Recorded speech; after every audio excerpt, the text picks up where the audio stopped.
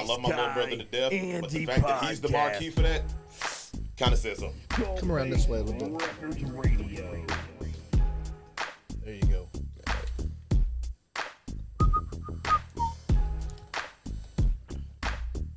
What's up, everybody? You know what it is. It's Wednesday night. You know what we do. We watch wrestling and we talk to wrestlers. Tonight is Wednesday night, and AEW just started. We got my boy Superfly Johnny Lee with me. What's up? What's up? We got Sean Johns in the house. Hello, everybody. And we got the famous wrestler Omega. Good. The Pitbull. What up, everybody? How y'all doing? The gold-blooded killer. Take it away, Johnny. Oh, yes, guys. You see that belt right here? Not the one that's inside Mill. That one belongs to Omega. But these two on its sides, these were made by the man from Pakistan. You know who that is? Let me give you one hit. Muhammad Jafar. It's not a hint. You Well, I was thinking of his, but then I was like, well, screw it. I'll just give his name away. But yeah. What up, pirate? What's up, pirate? But yeah, you want belts like these? Hit up Muhammad Jafar because the man from Pakistan gives you great quality. He's never done us wrong. Take it away, Sean. And one of our sponsors are ProWrestlingTees.com/NiceGuyAndy podcast. There are currently 4 designs. Soon we'll be getting more. You guys are buying him. Yeah. While we're buying him, we'll get some more up there. Shirts are good. There's a Sean John's Wrestling Encyclopedia shirt. That's the one I recommend to everybody. And 2 Nice Guy Andy podcast shirts. Nice Guy Andy shirt. And then there's a Fandito shirt, but why? Who would want that shirt? Well, there's got to be a dud somewhere. Exactly. Also, we have an account with... I'm drawing a blank now. Snap. Collar and elbow. Collar Elbow brand. Use promo code AndyTan at checkout. I mean, what's that you're wearing, Sean? This is... it's actually what I'm wearing. It's my Collar Elbow brand hoodie, jacket. That's a cool jacket, man. That's you, awesome. Sir. It's not and sparkly it's great like quality. Johnny's, but it'll have to do. And you can buy one there. It's very comfortable, reasonably priced. Plus, use our promo code AndyTan at checkout. Save 10% off your entire order. So Omega.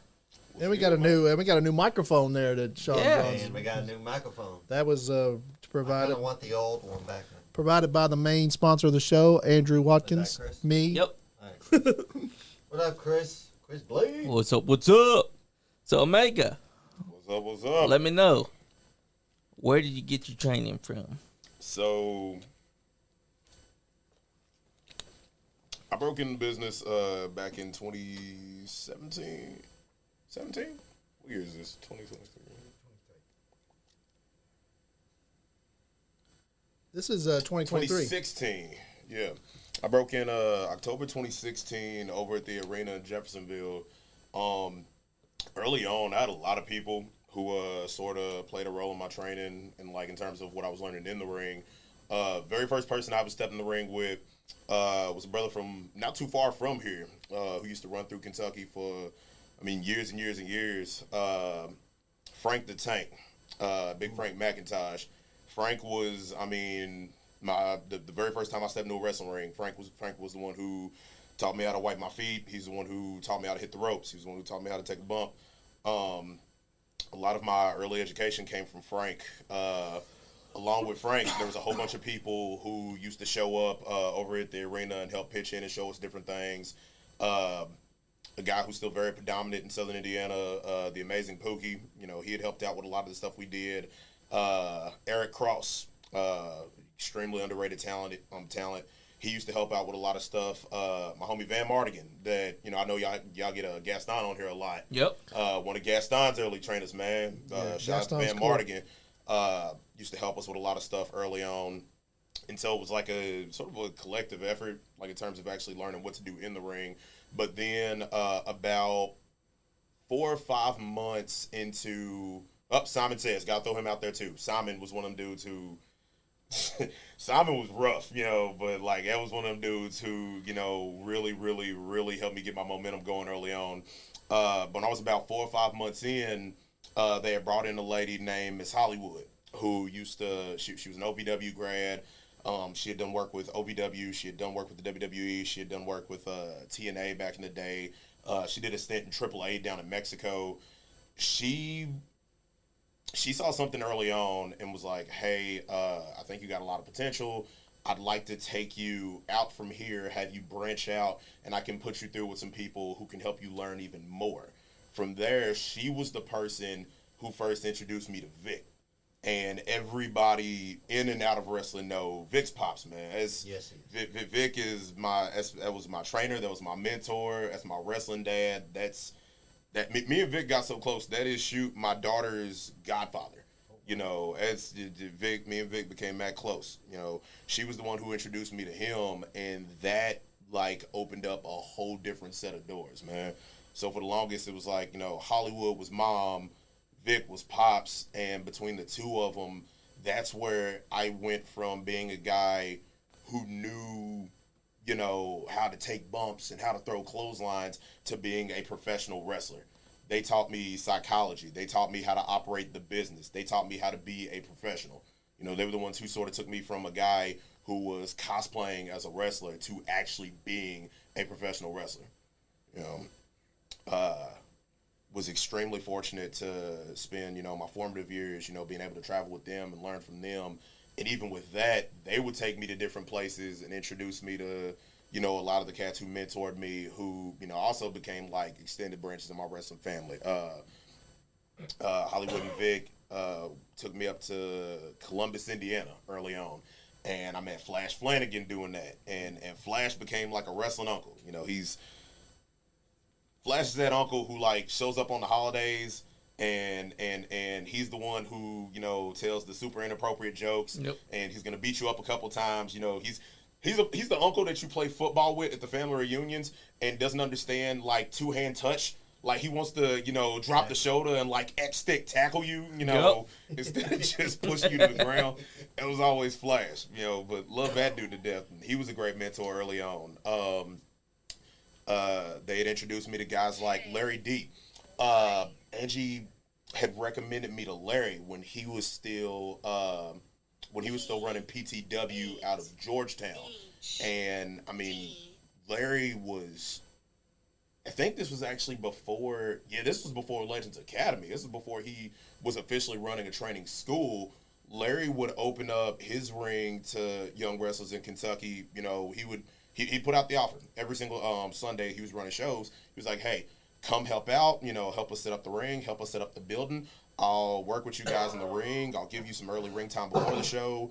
And him and Ronnie Roberts would, you know, work out with a bunch of the young cats. You know, it would be some of us from the arena, some of like the young OVW guys who were coming through. And, you know, Larry and Ronnie would work with us for hours, you know, before the show. And if you had a spot open on the show, you know, we were always the ones, you know, offered to be able to fill the spots. And I got some of my early Kentucky matches like it. I got to work a super talented dude who, I think he's down in Florida now, named Matt Stevens, you know, and had a phenomenal match early on with him.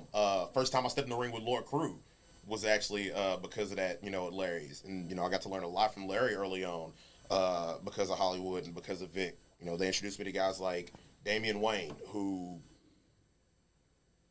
Damian might be one of the best pro wrestling minds I've ever met.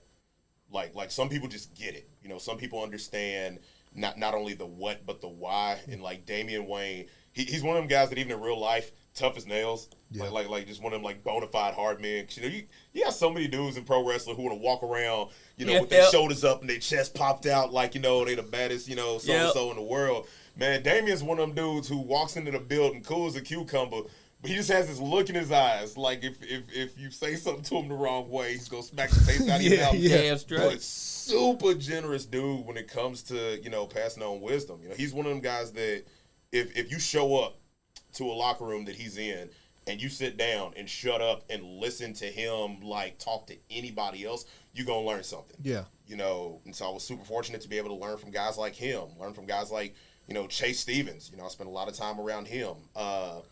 James Carver, who used to run shows down in Franklin, Kentucky. You know, learned a lot from him early on.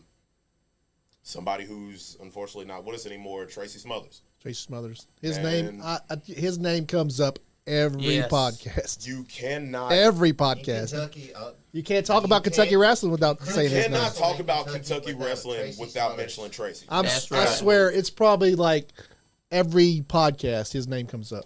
And that's because Tracy was one of them guys, man. Everybody always talks about leave the wrestling business better than you found it, and for a lot of people, it's lip service. Yeah. Tracy was one of those guys who was determined he was going to leave the wrestling business better than he found it. Yeah. Tracy might be the most selfless person I ever met in wrestling. Really. Like bar none. How'd he pass? He just Cancer. Yep. is it cancer? Yeah. Yeah, that sucks. Cancer's a And, bitch, man. Zodiac. Fuck cancer. What's up, Cancer. buddy? Cancer. What If you're up, Oh, we listening, got Zodiac in the Uncle house. Zodi in the house. What's good, man? hey, cancer. If you're living, if you're listening, fuck you. Okay. Yep, fuck you, Cancer. Exactly. Because Cancer Tracy sucks. Smothers My was a great dad. guy. Cancer took a really good friend of mine, Don Ferris, really one of my best friends in this whole world. She passed away like about a year or two ago, and cancer took her. So you know, It also took my grandpa. cancer takes everybody. It's fucking stupid. Last Anyway, October, I lost one of the best people I've ever known in my entire life to cancer. Old high school teacher of mine, who's one of them people that, you know, back when I was still young and dumb, you know, didn't really care about anything, didn't really care about anybody. Sort of walked around with a chip on my shoulder, you know, it's sort of like apathetic dude who was too cool to care. Yeah. She was one of them people that, you know, would shake some sense into me. It was like, Yeah. yo, you're too smart and too talented to be acting like it. did you say you was from Louisville? Yes, sir. So did you grow up in like the bad neighborhoods in Louisville, or what was your bringing up? Man, it wasn't great. Yeah. I'm not gonna try and like 8 Mile myself and make it seem like Exactly. I grew up in like, you know, Yeah. the far corners of Somalia, some mess like that. Exactly. But like, nah, I grew up. All my local people understand. I bounced back and forth between Newburgh and the West End for the longest. I grew up in Newburgh, outside of Revere, near Rangeland. Louisville people, y'all know what I'm talking about. Yep. And then I spent a lot of my elementary and middle school years over in the West End. I lived out 47th behind Chickasaw Park. And then we moved to West Butchell for a little bit, moved back to Newburgh. And like, these Ain't the best neighborhood. ain't the best neighborhoods, It's like but I we're not lived- gonna make it seem like, you know, Yeah. this is like Compton or nothing like that. Yeah, well, me, You know. I lived in all the bad neighborhoods in Lexington, but it's Lexington. Exactly. In that part, man, it's like, don't get me wrong. I lived in some of the rougher parts of Louisville, but at the end of the day, it's Louisville. Yeah. Like, we're not talking about Yeah, Chicago. we're We're not not talking talking about about- Miami. Yep. You know, Yeah, Compton it's or Louisville, nothing man. like that. Yeah. Exactly. But like, nah, we grew up in some places that was rough, but Yeah, I mean, yeah. it was. I don't know. It was this weird dynamic because like I grew up in like rougher parts of the city, but I was smart as a kid, and like my mom didn't want me going to like the neighborhood school, so she made me test into in Jefferson County what they call traditional schools, Okay. which were predominantly for like upper middle class by design. Smart it was like kids. upper middle class, you know, Caucasian families. Yeah. You know, so it was like But you were smart enough to get in over there. yeah. Yeah. But so and it was all college preparatory. You know, the traditional elementary schools and middle schools filtered into male. At And, least you your know, mom male was the like, college prep school. your mom was cool enough to be like, hey, I know you're smart enough. You can get in over Exactly. there. That's Or right. if you're not, you're going to get in over there anyway. Exactly. Yeah. I was going like Yeah. one way or another. Like Yeah. she was determined on that. Your mom and pops together? Or Nah, I grew Single? up single mother household. yeah. I had my dad kind of split when I was born. Yeah. Yeah. Yeah. I have 4 older sisters. We have the same mom, different dad. They broke up a little bit before I was born. But my sister's dad, a man named James was in my life more than my own biological father was. Yeah. Like he didn't try to like assume the role of dad. Yeah, But but he I was just mean, there. even when I was born, you know, I was his ex-wife's son by another man, and he came and saw me in the hospital. My own father didn't come see me in the hospital. yeah. He came and saw me in the hospital. That's a real dad right Yeah, there. man. Yeah. He came around on my birthdays. He loved you. Yeah. Yeah. When he came around for my sisters on the holidays, he would always bring me something. You Yeah. know, even now, you know, I got my own family. I got a daughter. He calls, checks on, you know, my family all the time. You know, is one of the best, one of the most honorable men I've ever known in my That's cool entire shit. life. That's Yeah. cool shit. That's cool shit. That's a great dad too. Dean Exactly. O'Neill. How old your what's up, how old your buddy? kids? I got 3-year-old baby girl. 3-year-old baby girl. Yeah. Awesome. She's y'all been to the shows. Y'all probably seen her. You know, Probably, as soon as the ring yeah. clears out, she's always the first one want to jump in the ring. Yeah. Yep. We probably Smallest seen it. one and wants to, you know, first one to want to throw hands with everybody Yep. else. Yeah.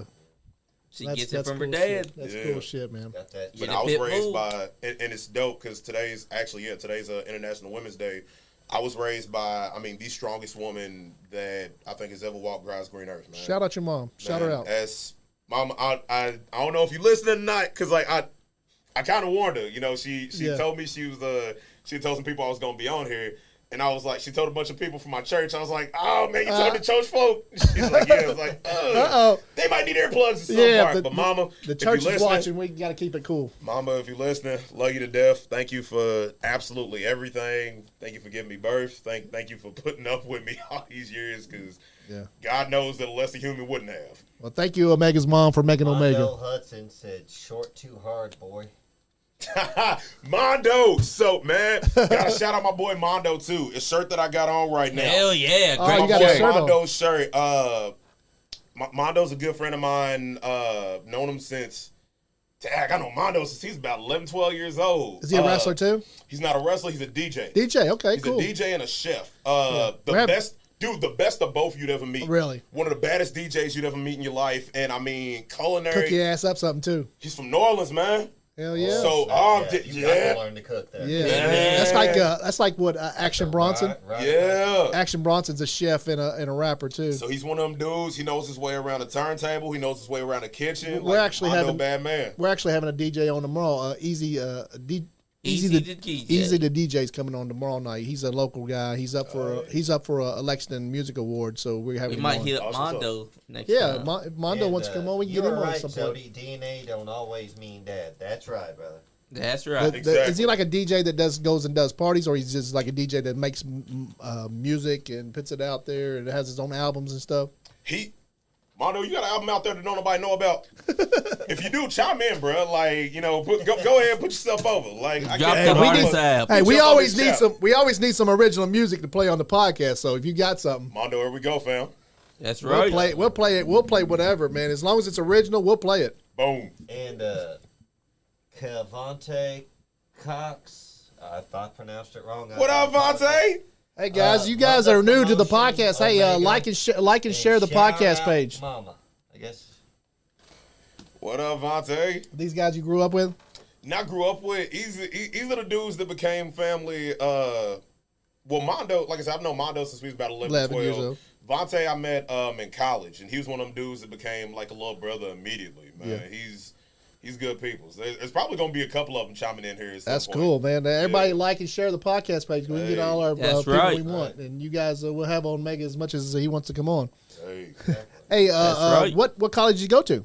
I spent my first year of school at EKU down in Richmond, and I was a double major in Homeland Security and Criminology. Okay. Originally, I wanted to Be a cop, I wanted to work for the FBI. FBI. Yeah. Yeah. There was a lot of stuff that went on that year. I started college in 2011, and you know, growing up, especially growing up like, you know, a young black dude in Kentucky, certain interactions with the justice system that you see all the time weren't exactly positive anyway. Yeah. But you know, my thing was always I knew some great cops growing up. Yeah. I had some horrible interactions with police growing up, Yeah. but I knew some cops that were, I mean, very, very honorable people. Yeah. And you know, what's the old saying? You know, you can't change the game, you know, sitting on the sideline. Right. So like I always Exactly. had this, Exactly. You man, be a part of it. Exactly. Yeah. You know, and I See if always you can wanted change to anything. Exactly. And I always, you know, it's always been this thing with me. You know, anybody listening knows me, you know, can probably attest to it. I'm protective to a fault. You know, I'm that person who wants to try and protect and help and shelter everybody.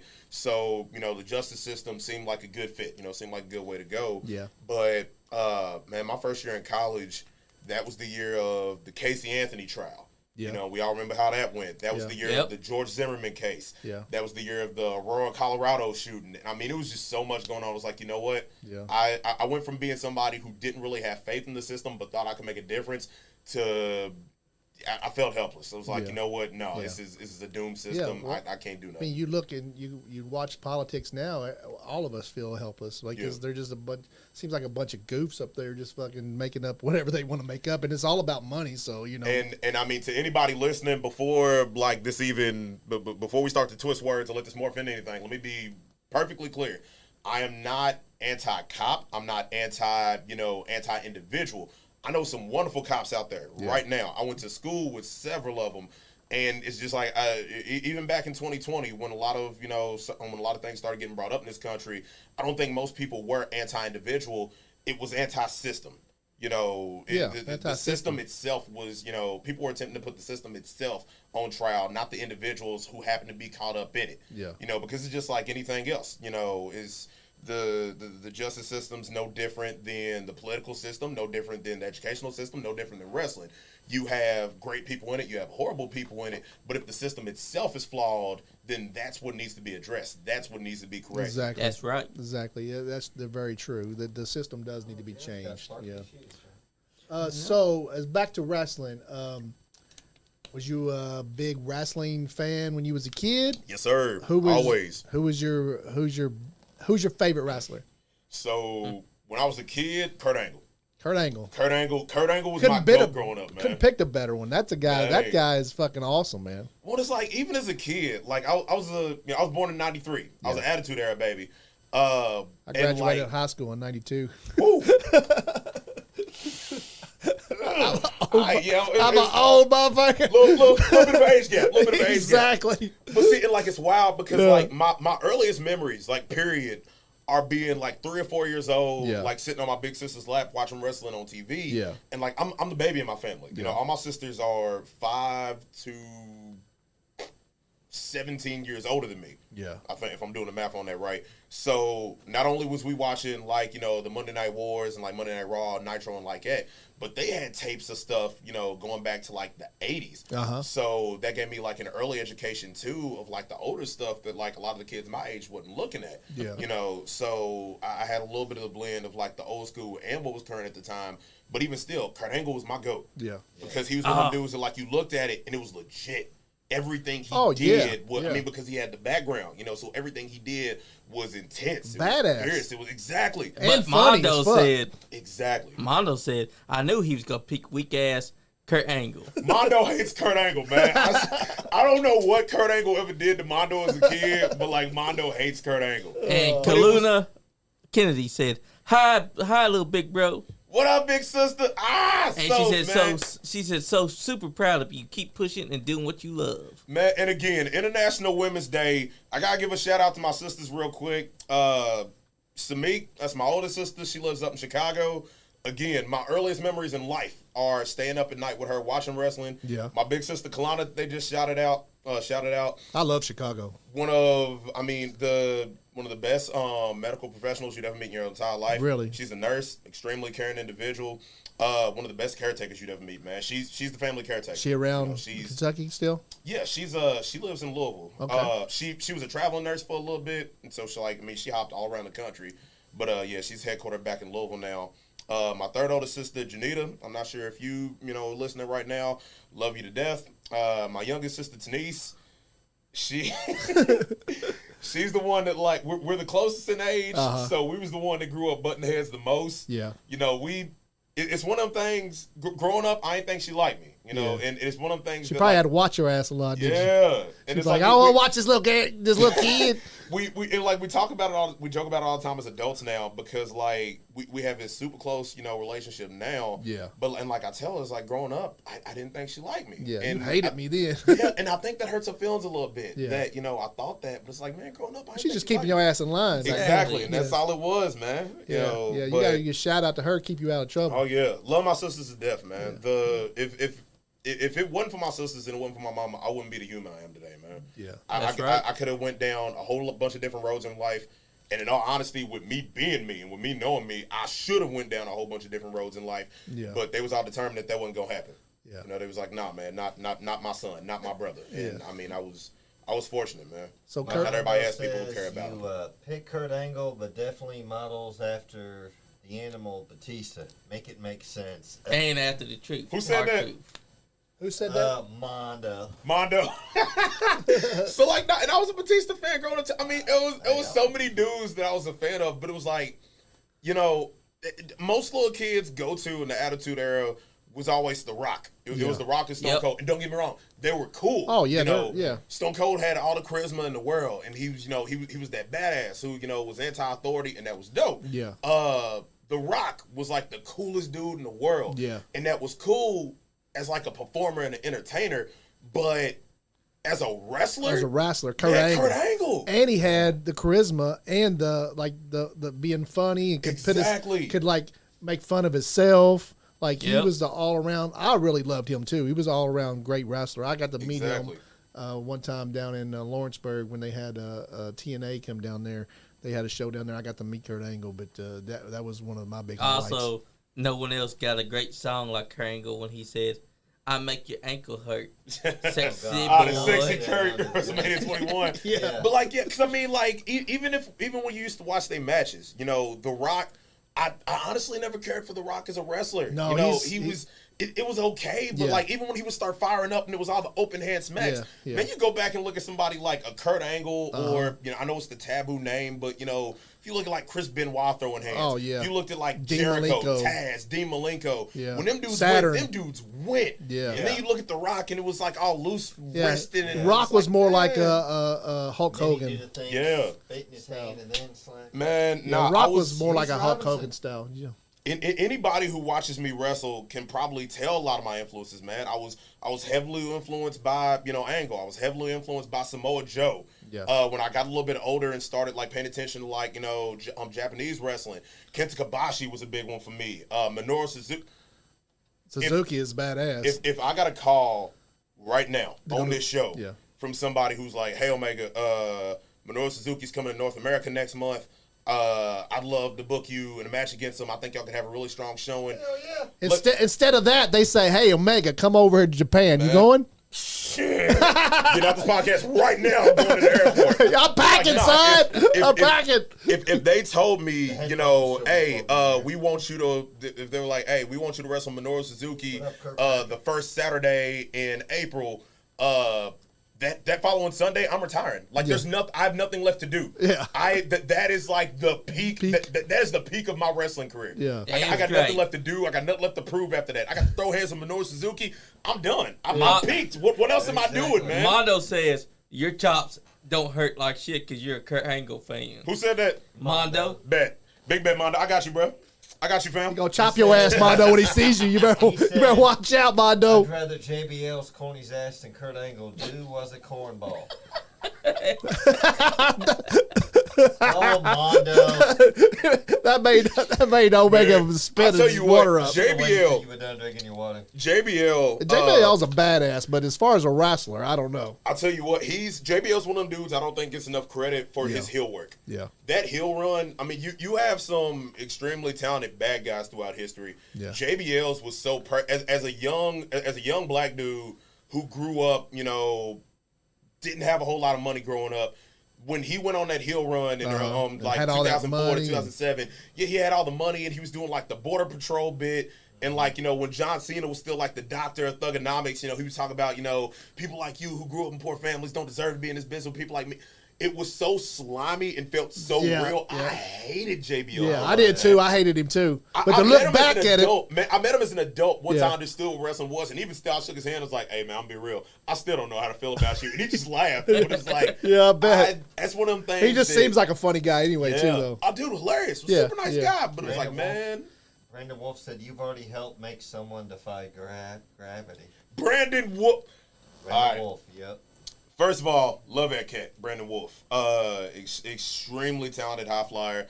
Early on when Brandon Wolf was wrestling, me and him worked for James Carver at he used to run a promotion called New South down in Franklin, Kentucky. We were working a tournament one night. Brandon literally defied gravity. Like he made a temporary glitch in the Matrix because like we were early in the match. He was firing up. I cut him off. I kicked him in the stomach. Threw him out of the ring. He lands on his feet. I turn around. He goes up to the top rope. He goes for a drop kick, but like I'm standing in the middle of the ring. I'm standing here. He comes off the top rope with this drop kick. He kicks me.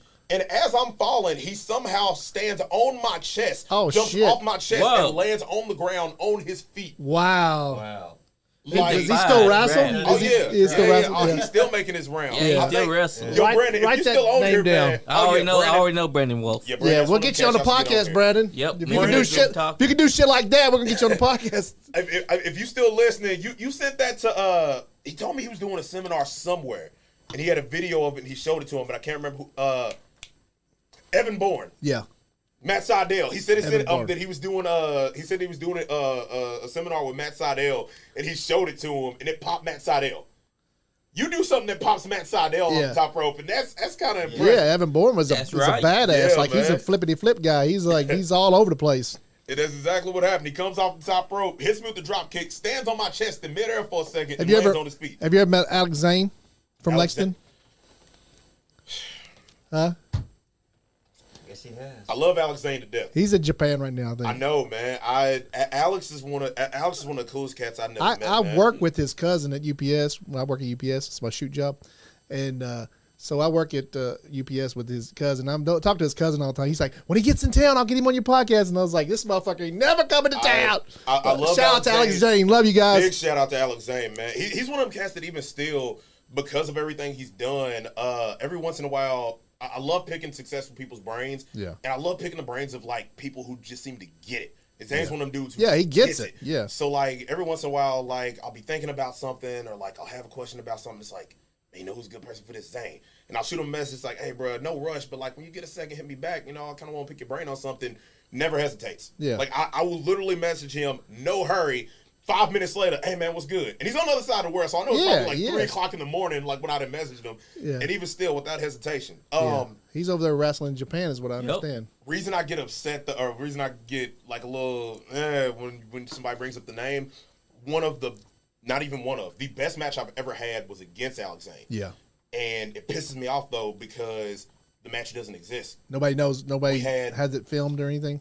We had it filmed, but the person, it's when I was still working for Burt Prentice, God bless his soul, before he passed, for USA Championship Wrestling down in, he used to run between Dixon, Tennessee, and Jackson. He had a one-night tournament to crown a heavyweight champion, and me and Alex we wrestled in the semi-main against each other, and it was the match that elevated everything I did from that point forward, man. Like, I did stuff in that match that I didn't even know I was physically capable of doing. Yeah. And Zane put so much faith in me to be able to do that match. I didn't have that faith in myself.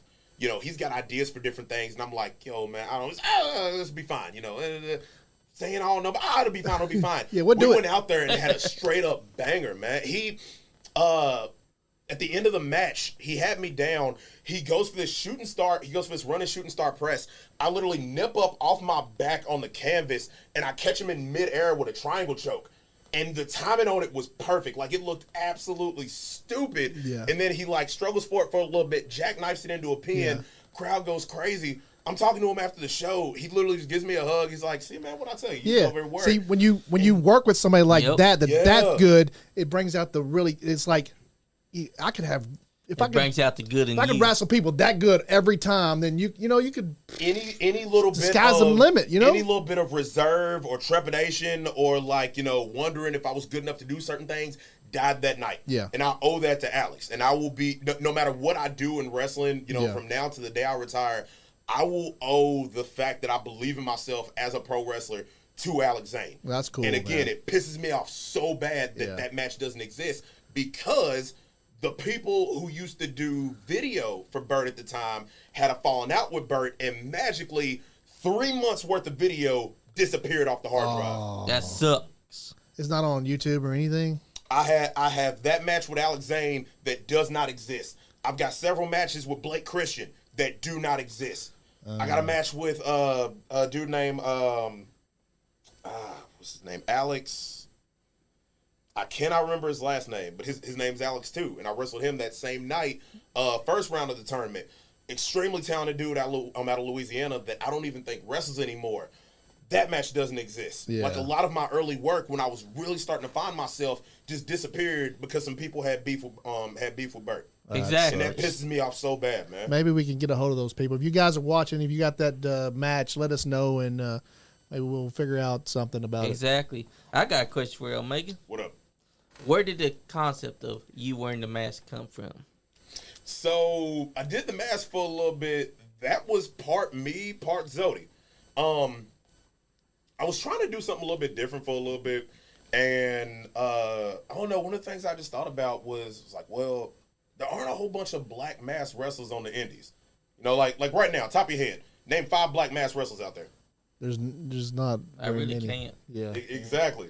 You know, and again, I've Did met Booker a couple, T wear a so I mask know for a few. while? See, and that's what most people do. They think about who wore a mask for a little bit. Yeah. But there aren't a lot of, you know, black wrestlers out there who spent their career under a mask. Yeah. I mean, like you got Menace, you know, extremely talented dude out of Tennessee, one of the top vets out of Tennessee. There's Mojo McQueen up in Chicago. Yeah. There's Zombie Dragon, who I think's from Atlanta, but lives over in China and really helped like develop the Chinese wrestling scene. But there's not a ton of black mask wrestlers. So I was like, yo, that could be something kind of different. And again, Zodi's one of them dudes that, you know, I confide in Zodi a lot, and I go to him for advice on different things. Zodi's awesome, man. Man. He came in here, and these guys were sick with COVID, and I was like, I called him, I said, Zodi, these guys got COVID. I don't have it. Do you want to still come? And he's like, yeah. I said, well, you're going to have to co-host the show. And he comes in, he sits right next to me and co-hosts the show. We sit here, and then Chris Blade comes in, I guess, too, and we just sit here and shot the shit, man, and he's just a great guy. He really is. And 100%. I seen him without his, without his mask on one time. I just didn't know exactly who he was. He walks right up on me. I remember the first time I met Zodi. He walks without right his up mask on me, on. and I'm like, do I know? He shakes my hand. Hey, how you doing? like, I was like, do yeah. I know you? He's like, and I was like, then I looked at his eyes like, I know the fuck you are. I've seen so many masked wrestlers like without their mask, and it's like, okay, that makes sense. I did not understand who Zodi was the first time I saw him Yeah, without the yeah, mask me on. too. I was like, yeah. It almost felt like seeing something you wasn't supposed to be Yeah, seeing. I wasn't supposed to, I didn't It was even like- know. it was like, I didn't even know if I wanted to see that. You know what I'm saying? Because like Zodi's like such a present, you know, Yeah. present. He got this It's like I mystique felt about like, you know, I felt like inside baseball there or something. I still don't know if I wanted to see the that. fact that he actually walked up to Andy and introduced himself, and then after Andy, No, he said, didn't introduce himself. He just said he acted like he knew me, and I was like, Yeah. "Do I Yeah. know you?" And then Hey. he's like, he looked at me like this, and I was like, I looked at his eyes, like, I know who the fuck He you was are. basically introducing those. Well, he didn't tell you who it was. No, he still didn't tell me who "Hey, it was." Andy." You see He's Zodi's like, "Hey, face, Andy." and you just kind of want to walk up to him and go like this. Yeah, Hey, yeah, so yeah. cute. Yeah, Exactly. Zodi, don't kill me. Shout man. out I'm to sorry. Zodi, man. Shout out to Zodi. that's why we got Absolutely. his sound on the soundboard. This is a Zodiac, and I'm telling you now, meditate, elevate, and dominate. Do it with the Nice Guy Indie podcast. He was our first champion. He carried the Monster Head belt up there. Which one is that one? Yeah. Yep. He carried that was our first belt that I've made. This used to be our old logo. I wanted the podcast originally was a conspiracy podcast called Monster Head, but I was like, I'm not going to get banned from everything. So we started doing the Nice Guy Indie podcast, and we started talking about wrestling. So my son COVID was happening, and I'd bought some podcast equipment, this podcast equipment right here, and I put it down in my basement. And my son was like, he's 22, I think. At that time, he was about 20, and he just moved out. And I was like, what are we going to do? Like, I got this podcast equipment. What are we going to talk about? He's like, let's just watch wrestling and talk about, like, pay-per-views. Hey. We started there, and then it's this now. So Hey, Mondo everybody knows said, us. Mondo said this about you, Zoe. He said, "Knowing your big ass couldn't breathe in that motherfucker. Imagine Hulk Hogan wearing a mask." Man, Is it hard to breathe in the mask? Is it? I honestly don't know. Like, whenever anybody asks that, I don't know how to answer it because I feel like it should be. But it like, I guess don't.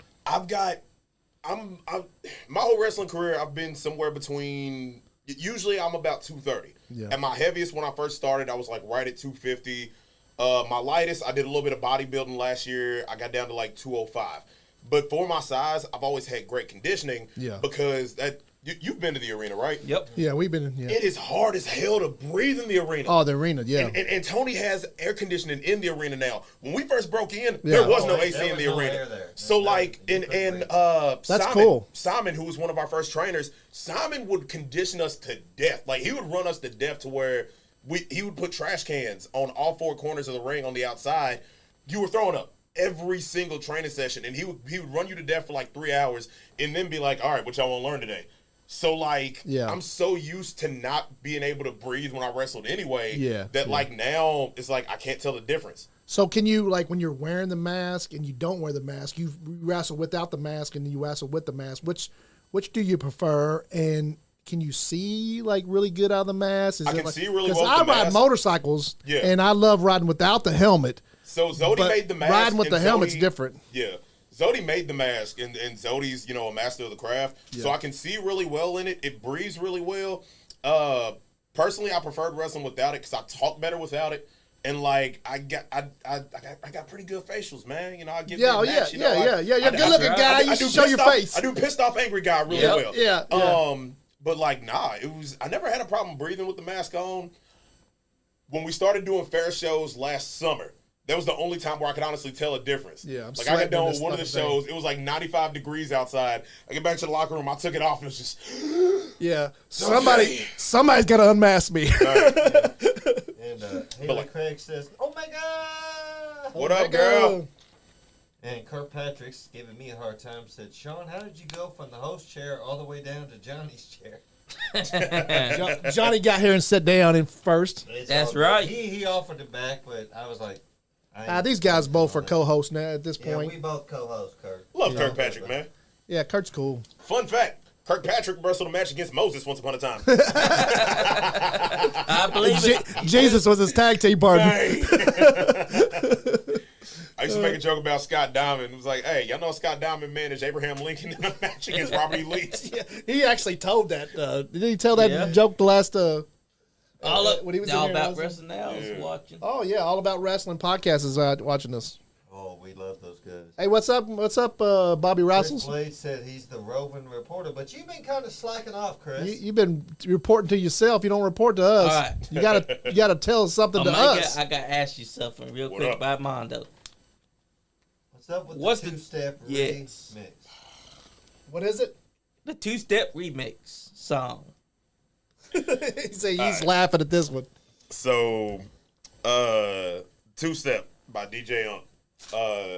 It used to be my calling card once upon a time. Like, school dances, homecoming, prom, stuff like that.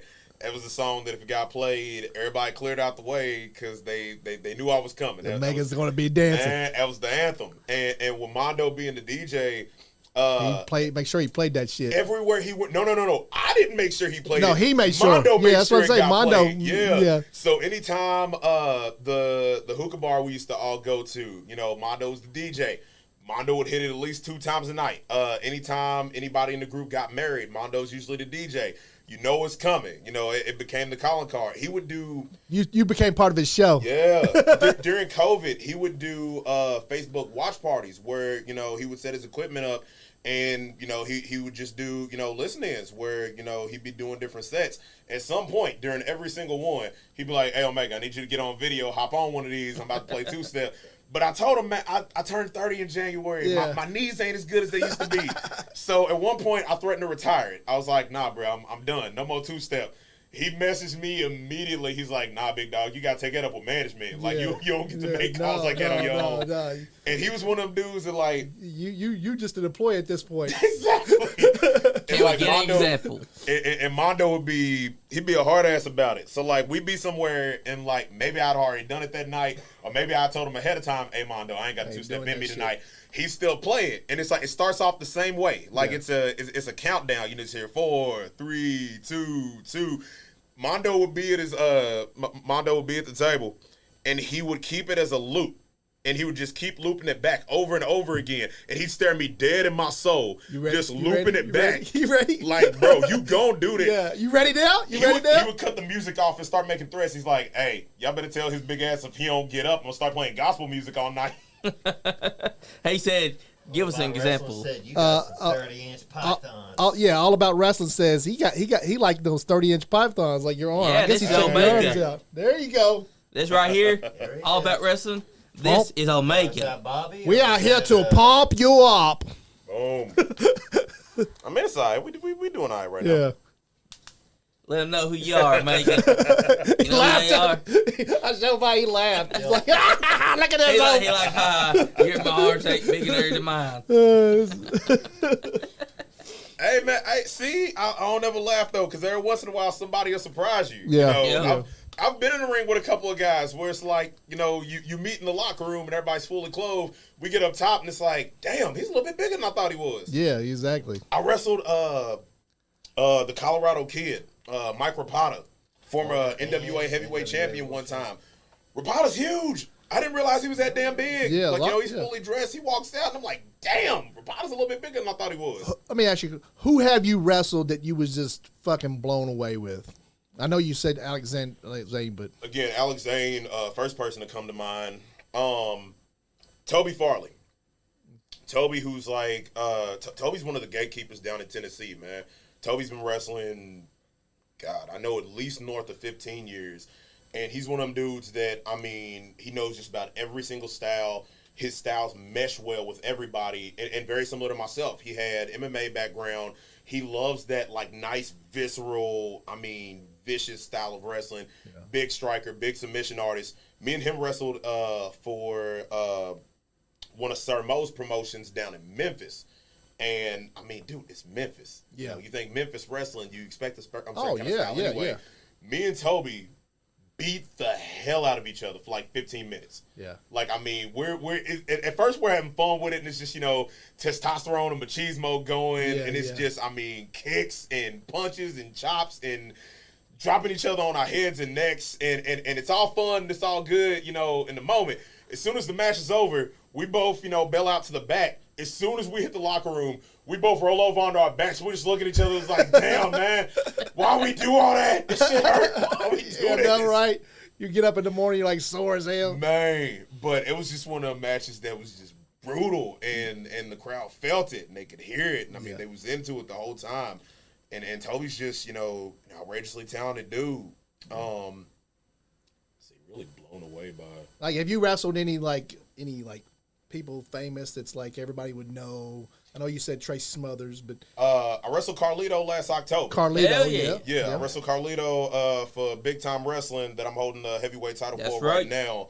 And that was a really cool one, man. Yeah. You know, Carlito's jacked. Dude, that's another one. Fucking that, you know, jacked. He gets to the ring, he takes his shirt off, and I'm like, damn, when did that happen? Yeah, like, what are you hold up, doing? bud. Like, because I've been working the fuck out too. Like, how you get that way? Dude was massive. Yeah, like, he's fucking jacked. I'm not used to being the little dude in the ring. Yeah, and, like, yeah. Carlito goes in and takes his shirt off, and I'm just like, damn. Oh, I need to get in the fucking gym more. You know, you said that yourself. Like, this, like, how do I get that way? Right. But that was a really cool one. Actually, Big Time Wrestling next Saturday, March 18th. I've got a match against the Man Beast Rhino.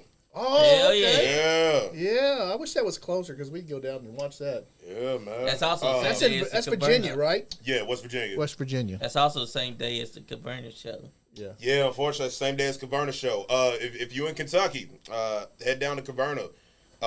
Always a great show that Terry puts on every single year.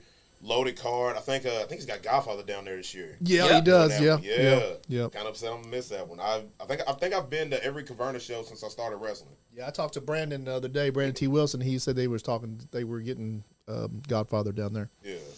But I wrestled Carlito. Zane's always the one that pops straight to mind. Blake Christian, you know, before he blew up and was absolutely everywhere. I know you wrestled Larry up there too, didn't you? Larry, me and Larry wrestled. That was my first time ever wrestling in West Virginia. Big time, yeah. Yeah, and I mean that's one of my all-time favorite, man. Like, shout out to Larry D. He just recently lost. You know, he lost his house. Yeah, man. Yep. And guys, if y'all can go on the podcast page, we have a GoFundMe for Larry D. Absolutely. Y'all donate to Larry D and his family to try to rebuild his life and his family down there.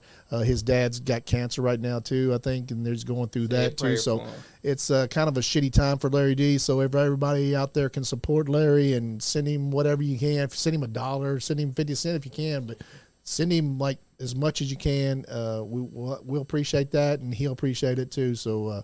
Larry's really cool. We had is the man. we had Paige on. Paige was Eric awesome. Boer, BOOH. Big D, what up, man? That's right. Cycle back real quick though, and I'm gonna actually get back to D. But Larry's one of the most generous dudes you meet in or out of wrestling. And I mean, if this was anybody else, Larry would be the first person to jump. I mean, to their aid. Yeah. So like anybody out there who's listening, even if you cannot donate yourself, a share does a lot, man. You know, share it to your GoFundMe. page. Yeah, exactly. Share it to your page. Just because you can't doesn't mean somebody else won't see it who can. So even it's absolutely free, and it takes 2 seconds to hit that share button, Yeah. and that'll do more than you could possibly imagine. Yeah. Larry, we all love you to death, man, and sorry to hear that. Man. Hope to see you get back to having a nice house and having you see Generation Pro Wrestling back doing their thing. Generation Next. Generation Next. We Pro Wrestling appreciate doing you, their brother. You were saying about D? Man, Eric Boer, that you said just commented. Big D. If anybody out there is looking for, I mean, a super talented, super heavyweight, Big D's your dude, man. Just moves like somebody half his size. Like, Where's he wrestle out of? He wrestles primarily out of Southern Indiana. Okay. He's also somebody who, he took a little bit of a sabbatical, so now he's out there trying to get his footing back. I think he just got back from, he did a couple of shows in Tennessee over the weekend. But, I mean, he's one of them dudes. He's hungry. He's looking to put himself out there. I guarantee you've never booked a super heavyweight like Big D before. Never. Yeah, cool. So check out Big D, guys. If you're That's out there, right. book Check Big him D and your shows. Check out Mondo on Facebook. Give him a like and join his Facebook page. Mondo the DJ, right? Yes, Is that sir. what he goes by on DJ Facebook? Mondo. DJ Mondo on anybody Facebook. out there looking for somebody for parties, events, weddings, Mondo's extremely interpersonal. He's one of them dudes that wants to spend time with you, finding out what it is that you want. He wants to know your musical interests. He wants to know what your kind of flow and vibe is. He's very big in making sure that your day is catered to you. So, I mean, definitely shout out to Mondo for that. Damn straight. And you want a DJ like that. Exactly. Because you got so many people that, like, who are involved with stuff like that. And where's he mainly out of? Indiana? Out of Louisville. Out of Louisville. Yeah. Out of Louisville. But, I mean, you got so many people, kind of like we was talking about with podcasts earlier, Yeah. that, want to put themselves over. You got so many DJs who, since they have their style, that's what they want, regardless of whatever your style or your interest may be. Yeah. Mondo's one of them dudes. He has his style and his vibe, Yeah. but he wants to know what it is that you want. It's Yeah. your day. What kind of party is it? Exactly. I'll play what you want me Bobby to play. Rassles, thank you for the stars. Thanks, Bobby Rassles. Stars. Bobby's got Bobby Rassles is out of Pennsylvania. Is that right? That's right. Philadelphia. They're a All About Wrestling They've been podcast. a friend of this podcast for a long time now. And thank you, Bobby Rassles, for supporting us. And man. you We know what, appreciate you. Omega? He's learned a lot about you tonight. Hey, Maybe you travel up to. He knows a lot of people up there in Pennsylvania. Maybe you Yeah. travel up there and wrestle at some point. here we go. Heck yeah. Like Ain't a no program- difference Get between around. I'm here for Breaking it. action, he says later. What's up, Bone Breaker? Just like Pro Wrestling Revolution is what they know too. All right. And I've always wanted to make my way up to the Northeast. I ain't got to do it yet. So it's I know you watched a lot of black wrestlers in the past. Like, which black wrestler inspired you the most? Like a pro wrestler that you seen on like Shelton Benjamin. Sheldon Benjamin. Bar none, Shelton Benjamin. He's jacked. Shelton's jacked. Shelton Benjamin might be, and when it's all said and done, I'm somewhere between Shelton Benjamin and William Regal on the most undervalued performers of all time. Yeah, Shelton's very undervalued. Shelton was. You could tell that he stays in the fucking gym, and yeah. he's a hell of a wrestler. There were no bad Shelton Benjamin matches. No, Never. he's a hell of a You put wrestler. Shelton Benjamin in there with anybody, and he excelled. And Yeah. in different styles. He was a great tag team wrestler. He was a great singles wrestler. And he's still wrestling, right? Yeah, Still on he's WWE. Still going. Yeah. Yeah, exactly. Yeah. I mean, he had the Plus, longevity, he he had the was the, athleticism, he was entertaining, like College wrestling coach of Brock Lesnar. exactly. I mean, And Shelton he's Benjamin was one of them. college roommate. Yeah, Nobody gives him that clout. He's a badass. Also, he's got a great moment. Even though he was on the end of the super kick that Shawn Michaels delivered, he still made that It's still moment getting memorable. that. And I'm like, he has so many athletic moments like that. The super kick from Shawn Michaels. Shawn Michaels' best ever super kick. Yeah. The second ever Money in the Bank ladder match. WrestleMania 22. He had that moment where there's like 2 ladders set up in the middle leading up to the finish. He's on the outside of the ring, climbs up the rope like completely off camera, jumps over the top rope onto the ladder and starts attacking RVD on the ladder. Like literally pops up off screen out of nowhere. Somehow magically placed himself on the ladder. Yeah, but he's a badass. Extremely athletic dude. Great still wrestler. fucking, like, you see him now, he's still fucking jacked. He's probably in his 40s, right? I'd say. At least. Yeah. See, and my big thing with Shelton Benjamin was one of the things that I was big on when I first got into wrestling. I always hated the stigma of the black wrestler. Yeah. You know, you had to go, and this is by no means a diss to those people. Yeah. But like, I hated that if you were a black wrestler, to make it to the next level, you had to be dancing, you had to go out and shuck and jive. Yeah. You had to pull off like, you know, a thug gimmick, or, you know, back in like the 70s and the 80s, you were going straight tribal. Yeah. You know, you were a Kamala, you were a wild savage. Yeah. Shelton Benjamin was one of the first dudes who, he wasn't a black wrestler. He was a wrestler who happened to be black. Exactly. You know, and that to me made a huge difference. Yeah. You know, he was still for the culture, but they didn't make him out to be a giant caricature. Yeah, like Big E and Kofi and all them, they're pretty much the same.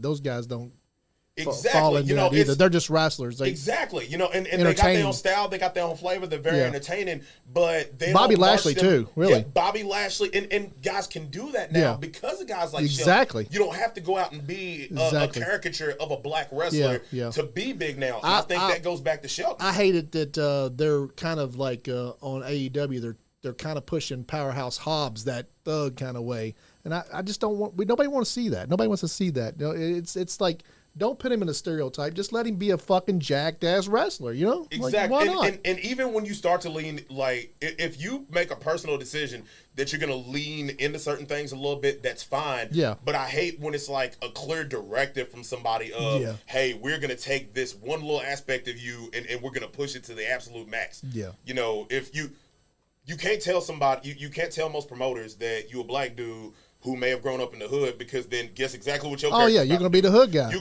gonna walk out and they want yo, you know, your pants halfway off your ass, you know, for everything you do. No. And I mean, if that's what just you're go gonna out do, there and be a that's for you. Whatever. badass Like, jack motherfucker. You know what I'm saying? Exactly. Just go out there and be jacked and badass and fucking do your shit. You know, it doesn't matter really. Like the whole color thing doesn't matter. You know, as far as me watching wrestling, I don't want to see those stereotypes. And you can still be for your culture without having to be a caricature of it.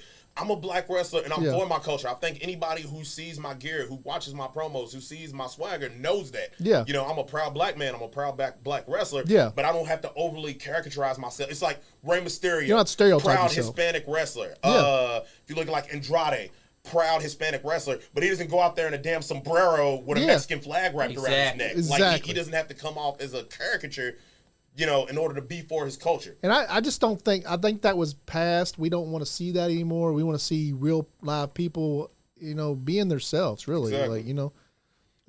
Shelton Benjamin's Shelton Benjamin's a fucking badass, and he's jacked, and you see that he lives in the fucking gym. Him and Bobby Lashley's jacked. Like, and we got this guy on here and a real badass. This guy on here says his name is James Metheny. He says Omega is one of my favorite guys to be in the ring with. Hey, what up, man? Nah, that's another dude who, me and this cat done had some matches where we just go in, I mean, just beat the hell out of each other for a little bit, and it's always fun. It always looks great. Like he's a James. You at the Caverna show? I'm pretty sure, ain't you? Chime in if you gonna be there. So, I mean, if y'all like hard nosed smash mouth wrestling, he's definitely somebody to keep up with. I can't wait for that. Yeah. What do you think about Booker T and the whole Harlem Heat? See, that was another one. The I was Harlem gonna Heat throw was up. my favorite freaking tag team ever. It's my favorite tag team ever. I think Harlem Heat is a perfect example of being able to represent your culture without being a caricature of it. Yeah, exactly. Because they went out there and, like, you could tell there was a lot of Booker and like Stevie in that, and they really spoke to like that, you know, early 90s black culture, and that was dope. But they didn't march them out there as like a caricature for it. It was a lot better than the original idea for Harlem Heat, which was to have them go out there as like former inmates, like being led out by the Colonel, literally in chain. That was the original idea for Harlem Heat. Exactly. What's the name of the Colonel? But they were. He was supposed going to be lead like them out right straight out of jail. Yeah, he was literally going to lead them out in chains in orange jumpsuits. Yeah. And they were like his hired guns. Like he broke them out of the chain gang to come be his enforcers. Who stopped that? Booker T and them said they didn't want to do Yeah, it. they said absolutely not. Yeah. And that's good. That Yeah, was a dumb idea. Yeah, that's good that them stand up like that and not do that because And, they're my favorite Rassel's- tag team of all time. Yeah. Bobby Rassels from the All About Wrestling podcast chimes in with a question, I guess for everybody, but mainly for you.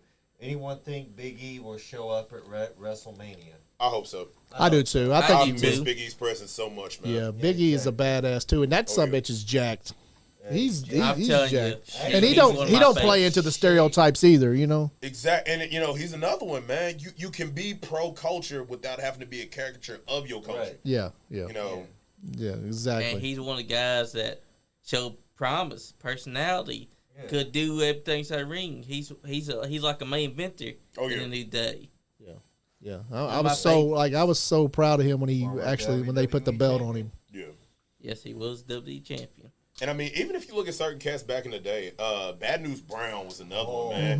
Mm-hmm. Another great one. And especially for me, again, like with having the MMA background, Bad News Brown, was a black belt in judo. So what's- that's another reason why everything he did looks so legit. So MMA, you study MMA still? I studied Muay Thai and Judo for a while. I don't anymore, unfortunately. Too many hits to the head. Oh, concussion. Yeah. Yeah. But Plus, do you I like train wrestling people? better, You man. train people to do that? Not in MMA. No. No. So, did you have any jiu-jitsu?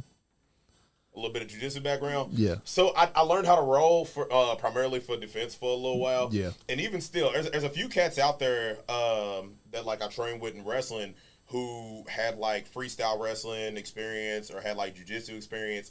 And every once in a while to work out, get some cardio in, Yeah. like during wrestling training, we'll have everybody clear out the ring and we'll just roll for a little bit. One of my homies in Audacity, my partner Chris Allen, he's a jiu-jitsu practitioner.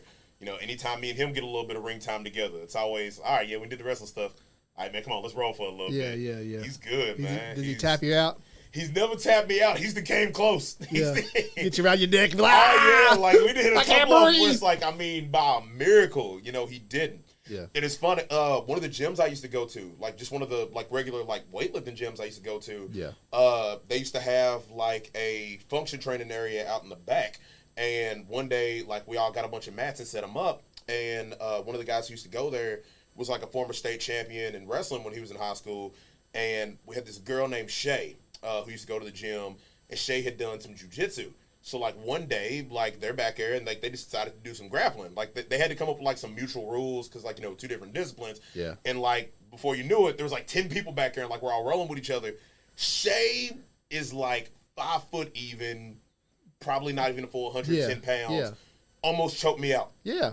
The only that. I've never actually had anybody. That's the one martial art that's kind of like everybody is on the same fucking level. Like 110 pound person and a 200-pound person, like they can roll with each other. Even when I was actually competing, I've never been tapped out. I've never been choked out. She almost did it. Yeah. I mean, it was literally by a miracle. Like from the position she had me, I could grab her arm and I had her almost in like a high wrist lock behind her head, to where if she would have put any more pressure down on my neck, it would have dislocated her own shoulder. Yeah. If I couldn't have done that, she would have tapped me out. Yeah. Like I would have went to sleep.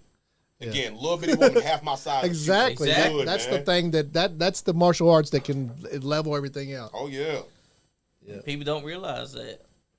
So you're into fitness training, Yes, sir. and you have your own little business. Indeed. You can Tell look me everybody up, about that. Shout that out. Tell everybody about that, and tell everybody where they can find you. And So you can look me up, Pitbull Fitness LLC on Facebook, Instagram. Are we on anything else? Are we on TikTok yet? No, we're not on TikTok yet. But you can look me up, Pitbull Fitness LLC on Facebook and Instagram. If you're in the Louisville, Southern Indiana area, I've got my own private studio over in New Albany. It's about 5 minutes across the bridge from Louisville. so you got your own place. Yeah, man. Hell yeah. Do personal training, in-person personal training. We do small groups, boot camp style workouts on Mondays and Wednesdays from 5 to 6. My wife, Kaylee, is actually a certified fitness nutritionist. She does nutrition work. She does wellness coaching. She's a lifestyle transformation specialist. So, I mean, she helps people from all different walks of life through things like that. She runs a meal prep service named after our daughter. So, I mean, little bit of all encompassing, man. So that's your full-time gig there. Yes, sir. Yeah. Okay. I like it. That's cool, guys. Check out Pitbull Fitness, right? Pitbull Fitness.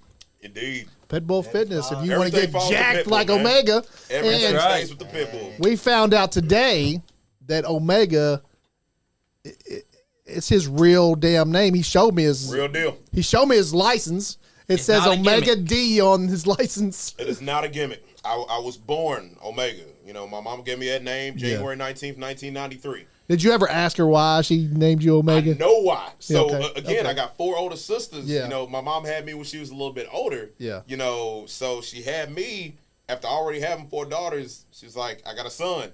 This is it. Omega. The end. The last. Never again. So what is no more children? What does the after name this. Omega stand for? What is it?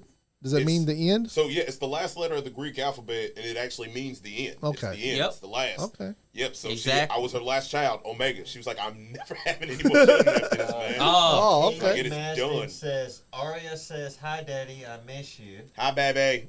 Oh, your daughter? And Yeah, that's my little girl. Diego Lego Mago Ramirez, we call him Lego Mago, that's just between us. My KEPW trainer, miss you, man. Oh God, Diego.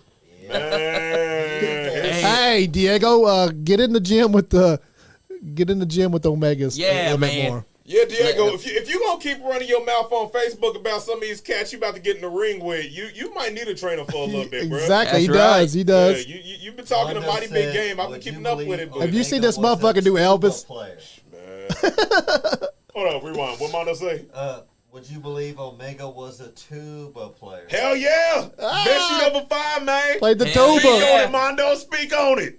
That's said- right. Omega's Tuba going to thing, band yo. camp. Oh yeah.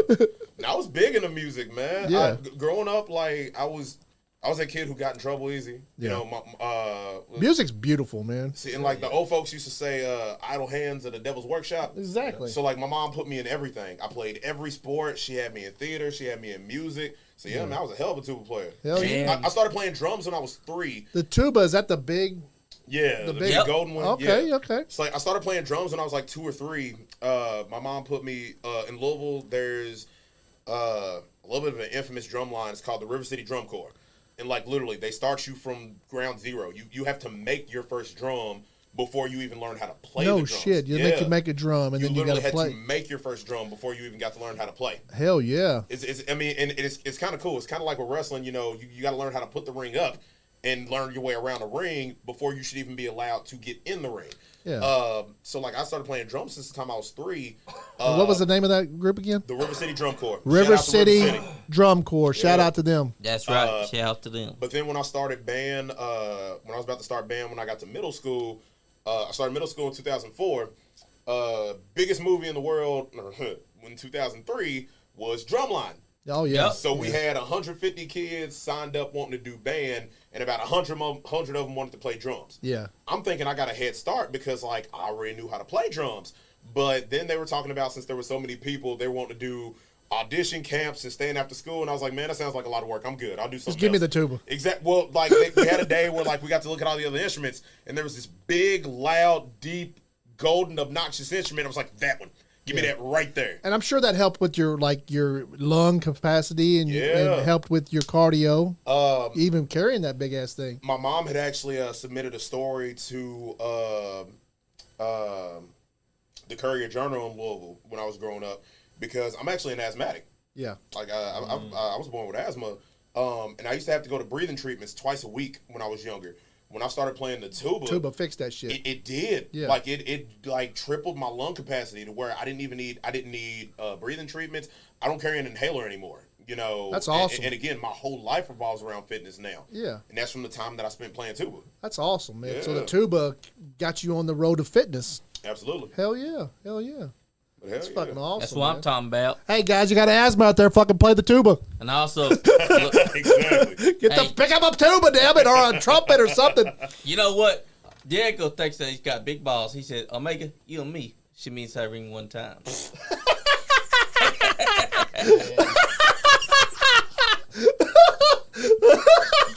Yeah. Diego, you done made Omega burst in laughter. Be his daddy. That ain't what your mama said. said, plus his clotheslines feel like a Hey. sand truck hit him. Diego, you put the 2-step on, he's gonna outdance you, son. So Yeah, the 2-step. as far as wrestling, I mean, Man, look, I feel bad laughing that hard, but Diego, you ain't there yet, bro. he's funny as shit, ain't he? It's levels to this, man. You ain't there yet, player. You ain't there yet. He got to train some Keep more. it up, though, Diego. Keep it up, man. Get in there and train. Keep training and keep it up, dude. Exactly. Oh, Kurt Patrick said he would pay to see that. Hold up, rewind. I heard something about clotheslines. Who said something about my clotheslines? He said Diego your did. clotheslines feel like a semi truck hit him. Man. Diego said that. Okay. I know y'all love my homie Adrian. Yep. Who's another one of my Audacity brothers. Adrian's awesome, man. We love him. He's our Nice Guy Andy podcast champion right now. He's got our blue belt. Let me tell y'all a story about Adrian Alexander. Okay, tell us. Early into Adrian's training, we was going over some stuff, and I don't even remember like what led into it, but he was having trouble with certain things and clotheslines. He didn't like clotheslines, so like one day Receive them or do them. both. Either way. Like he just felt weird about clotheslines. So one day we're going over clotheslines. I'm like, all right, here's what I'm gonna do. It's like I'm gonna throw you into the turnbuckle. You're gonna come out, clothesline you right in the middle. He was like, all right, cool. So I send him off. Boom, he comes out in the middle, clothesline him. Bow. And I was like, all right, that was good. It was good. Get up. We're gonna do it again. And I go back to the corner and I look up and he's not there. And I'm like, what the hell? No, he was still laying on the ground. Yeah, so I'm thinking he's playing with me. It's like, You done all hurt right, this man, get motherfucker. up. And he's still just laying there. It's like, ha, ha, ha. Okay, Adrian, get up. He's still just laying there. I roll him over, and I go to pick him up. It's like, all right, man, come on, stop playing. Get up. I pick him up, and I just hear snoring.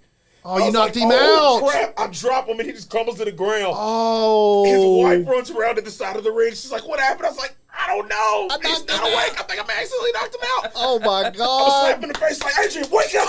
Poor Adrian got Oh, knocked out. Adrian. He finally wakes up. He's like, what the hell happened? It's like, Adrian, I think I accidentally knocked you out, bro. Oh, wow. What happened? You hit him in the chin, I guess? No, I caught him in the chest, but he breathed in at the exact same time I hit him. Oh, so when I wow. hit him, it knocked the wind clean out of him. Oh, wow. And it put him straight I've to heard of sleep that. for Like, a minute, yeah, I man. heard of that Yeah. happening. Yeah. I was like, ooh. I thought you probably hit his chin or something. No. Nah, it caught him right in the chest, but it hit him as he was breathing. So like it just knocked the wind clean Oh, out of him. wow. Adrian. I ain't never heard a man start snoring in the ring before like that. Like, That was the first time. He looked down and he's still on the ground. that was scary, dude. Oh, wow. I bet it was. I bet Yeah. you were scared to Adrian. death. Especially somebody you like, you know? Exactly. Yeah. Like I like Adrian. I ain't want to do that to him. Yeah. You know, See, Diego get in the ring, I might be a little different. Uh-oh, Diego. Yeah, go catch you one of them clotheslines, Diego. That's right. Hey, he should know. He's already felt the clothesline once. Right. Yeah, Diego did. Yep, he said that they hit like a cement truck. I bet. See, and that's back when he was starting. I was still trying to be nice. Yeah. Yeah. Eric Boer said, brother, I see Omega stomp a drunk fan's head into nothing as he tried to enter the ring. Same night No Bret Hart snitching got- now. No got attacked. snitching. No snitching. Come on. Yo, somehow I He- knew that allegedly. story was gonna end up. Allegedly. Okay, allegedly. Nah, it's video evidence. I can't even All right. let you- Okay. Dang it, All right. Eric. Somehow I knew this story was going to end up on this podcast. All right. Remember a couple of years ago when Jim the Anvil Neidhart got inducted into the Hall of Fame? Yeah. And Bret Hart did his induction. Yeah. You know, you remember what happened to Bret Hart that night?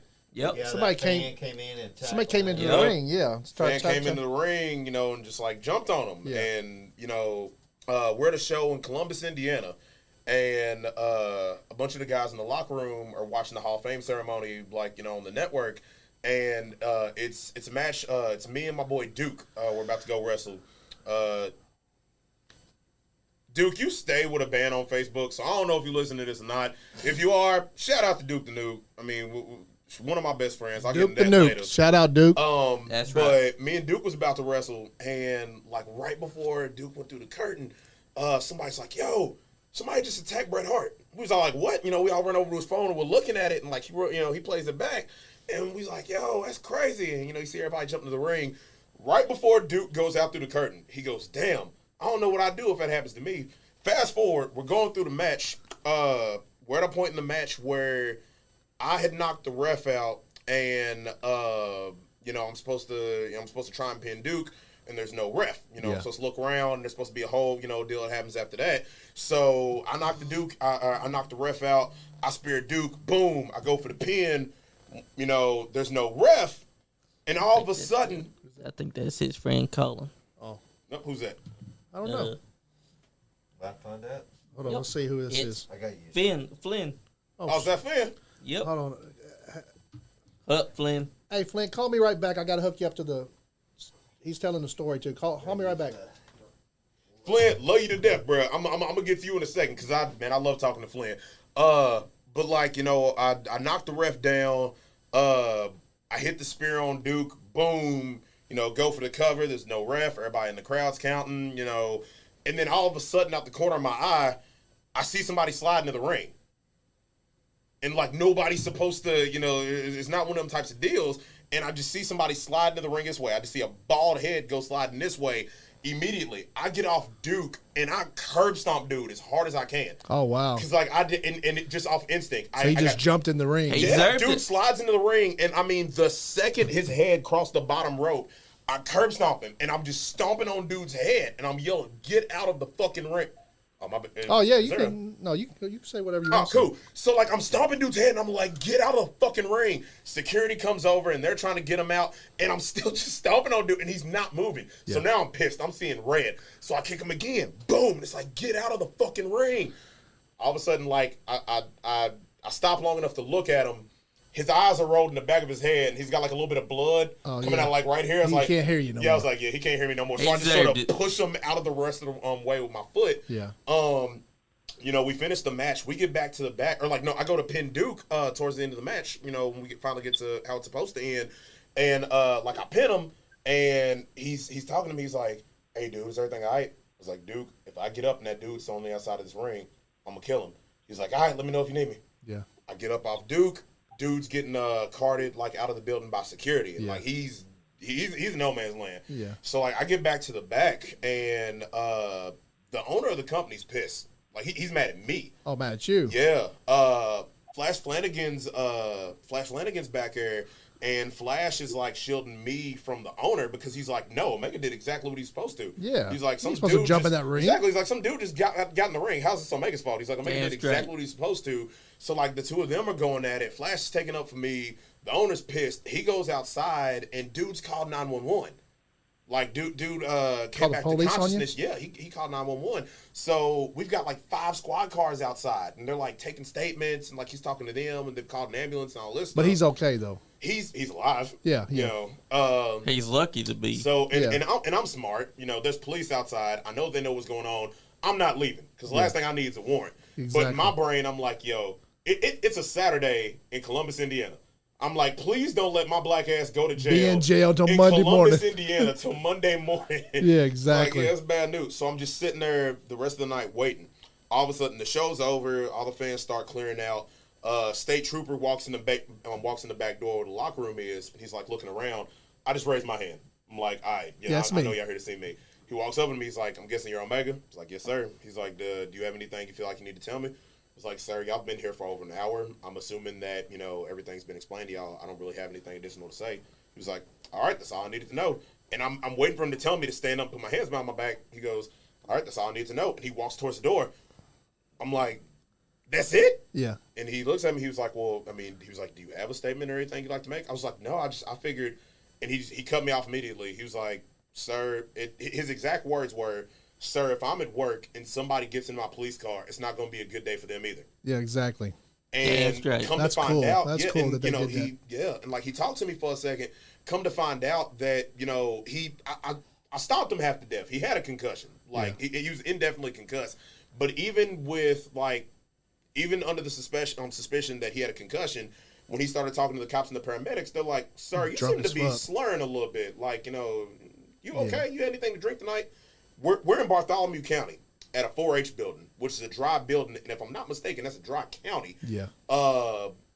They don't serve alcohol there. They breathalyzed him. He was 3 times over the legal limit. Wow. And he drove there that night. Yeah. So they ended up arresting him That's on good. drunken disorderly, DUI, criminal trespass, and Yeah. attempted assault. Good. He Good. deserved that shit. Yeah. We do got somebody on the line. Who we got on the line here? You still there? You still there? Should be. Hello? You Hey, still I'm there? here. Who is this? Yeah, sorry, it cut out for a second. It's Flynn Hendricks. You ought to know who it is. Okay. What's good, Flynn? Oh, Mega, man, I was sitting there waiting. I was wondering how long that story was going to go, but man, I can't give you any heat off that. That was amazing. Did exactly what you were supposed to do. Now, why didn't you do that at the fair show we worked last summer? Why didn't you do that then? Somebody else jump in the ring on you? Why would they want to jump in the ring with Omega anyway? Why? Man. Hey, he said they were drunk. Liquid Courage does crazy things. Yeah, that don't make no sense. The amount of times that fans get up the courage to like try and get in the ring. Does it happen often? Does it happen often? It doesn't happen super often, but like when it does, it's like, how stupid are you? Yeah, yeah. Exactly. How stupid! People Like you who got cross barricades, people who trying to get in the ring, even just people like reaching over the. and it's usually motherfuckers that aren't physical at all with anybody. Yeah. Like just being stupid. No, it's like the guy I fought like way back when was probably like 3 times my size and not in a healthy way. Yeah. And yeah, like even then, like still like the most out of shape people are the ones that end up trying to do it. Yeah, out of furthest shape, from not who should be in physical with there, not being physical with another person and ever like not even sexually. Just you know what I'm saying? Next time you see Vic, ask him about the scar. Ask him to show you the scar on his arm. He's got. I mean, y'all see him wrestle. That massive scar on his shoulder. That came from when he they may were have still told us doing that story. shows at the Louisville Gardens. He's on the outside of the ring. He's near the barricade. He said that a fan took one of them old school bottle openers that still had like the tip point, lit it on fire, reaches over the barricade, and just hooks in and tears it up his Oh arm. wow! That's how he got that. He didn't tell us that story, did he? I don't think he told us that story. But we have to have. Well, I want to have him and you in here at the same time. Yeah. Yeah, I'm we'll, with it. we'll definitely make that happen. Eric Montgomery says Omega became the most hated person in Jeffersonville Arena last night. Oh Man, anytime I go to the arena, I become the most hated person in the arena. That's a badge of honor right there.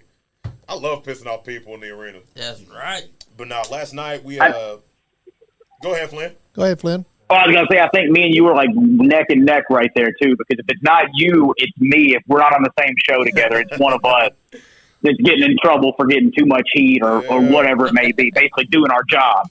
But so last night we had Madman Pondo's girl fight.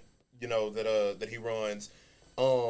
Every year they have an intergender show he calls Gender Wars, where it's like, you know, the girl fight roster, you know, against some male talent. Yep. I wrestled Kenzie Page Henry last night. I know her. Phenomenal match. Like that's already my favorite match of the year. Okay, cool. I don't know if I'll have another match. Like, So you wrestled a female last night? Yeah, man. Was that the one Mickey Midas was at? Yep, Mickey Midas wrestled Rachel Armstrong. Yeah, he said that was his best match ever. Big time wrestling women's champion. Yeah. Rachel Armstrong. Yeah, he was saying on Facebook that was one of his favorite matches. Yeah, man, it was a dope show, and I mean I've never gotten to wrestle an intergender match before. Yeah, and I mean Kenzie Page, she's one of the best performers. I mean, male or female in the country right now. So like we got in there, and I mean we tore it up, man. I bet she's a badass. I've wrestled men bigger than me who do not hit as hard as Kenzie Page does. Oh wow! Like she is an absolute beast, dude. That's cool. That's cool. Is that stuff on YouTube?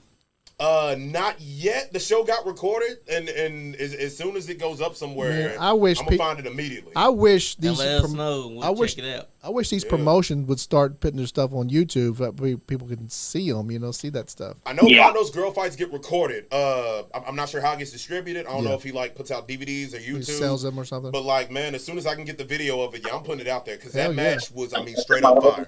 Yeah. So shout out Kenzie Page. Yep. Yeah, shout out to her. So Flynn, what you gonna be doing next week, March 18th? Oh, good God, where do I start? Besides being on set for a film they're doing in Nashville for Amazon, I'm going to be hitting up the local Bowling Green TV stations promoting the Caverna Super Show next Saturday for UCW. If you're in the Horse Cave, Caverna area, make sure you come on out on Saturday to elementary school because it's going to be a stacked-ass card with me on top. And that's in Cave City, right? Yep. Yes, sir. Cave City. Yeah, we're going to try to get down there to that. Every time we tell somebody we're going to try to get somewhere, something else happens. But We're gonna try to get down there. We want to definitely. I know that. I know that all too well. But if you can, make sure you get there because the Godfather's going to be there. He might have a hoe train. You never know. It's an elementary school. I don't know what's allowed here, but there may be hoes. There may be some other kind of trains. There may be some fatties. You never know. He'll find some way to have that whole train. Yeah. Oh, for sure. I don't know if I want to see a whole train coming out of Caverna. Hopefully he brings them with him. Yeah, Hopefully he brings them with Hope him. we don't get local hoes. It'd be so bad if it's local hoes. It'd be like going Actually, down hang to on, I 7th take Street that- and get hosed. But that would mean Terry England would have to spend the money to actually get rooms for them too. So Terry's not Yeah. gonna do Yeah, that. it ain't happening. Yeah. Hey, speaking of I love you, which, Terry. speaking of which, Flynn, tell Terry England that we still got a dime here for him if he ever wants to come on. Hey, man, calm down. You let Terry know his money on the table. He's going to bust through that door like the Kool-Aid man. I'm gonna tell him there's a dime and a penny waiting on him. Up the ante a little bit. And that someone is So here's the that dime someone right got a here. hot dog for free. I hope he don't see this. Hope he don't see this $10 bill hanging on the wall here. Man. $10 bill, hot dog, a nickel and a penny. I mean, good Lord, how much more do you have to do to get him out there? And a free bottle of water if he wants it. I used to watch Terry England and Tim Gotterman, the old commissioner Oh, God. of the Kentucky, Oh, God. the Yeah, I Kentucky remember Commission. Them two used to like have cheap like contests with each other.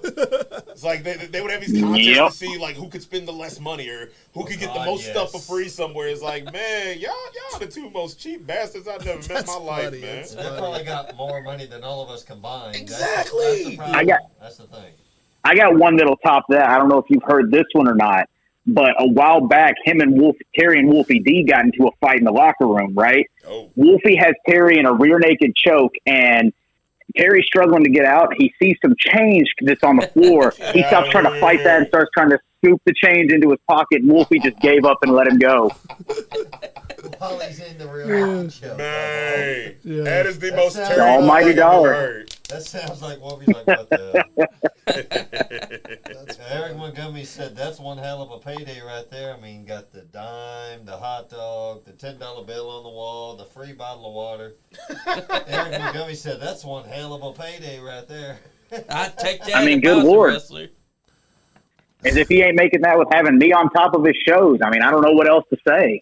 That sounds like Terry England though to be trying to fight for the change when always it's a real naked joke. He's like, Man's I'm life's gonna on the have somebody line. else. He's still trying to get his change off the ground.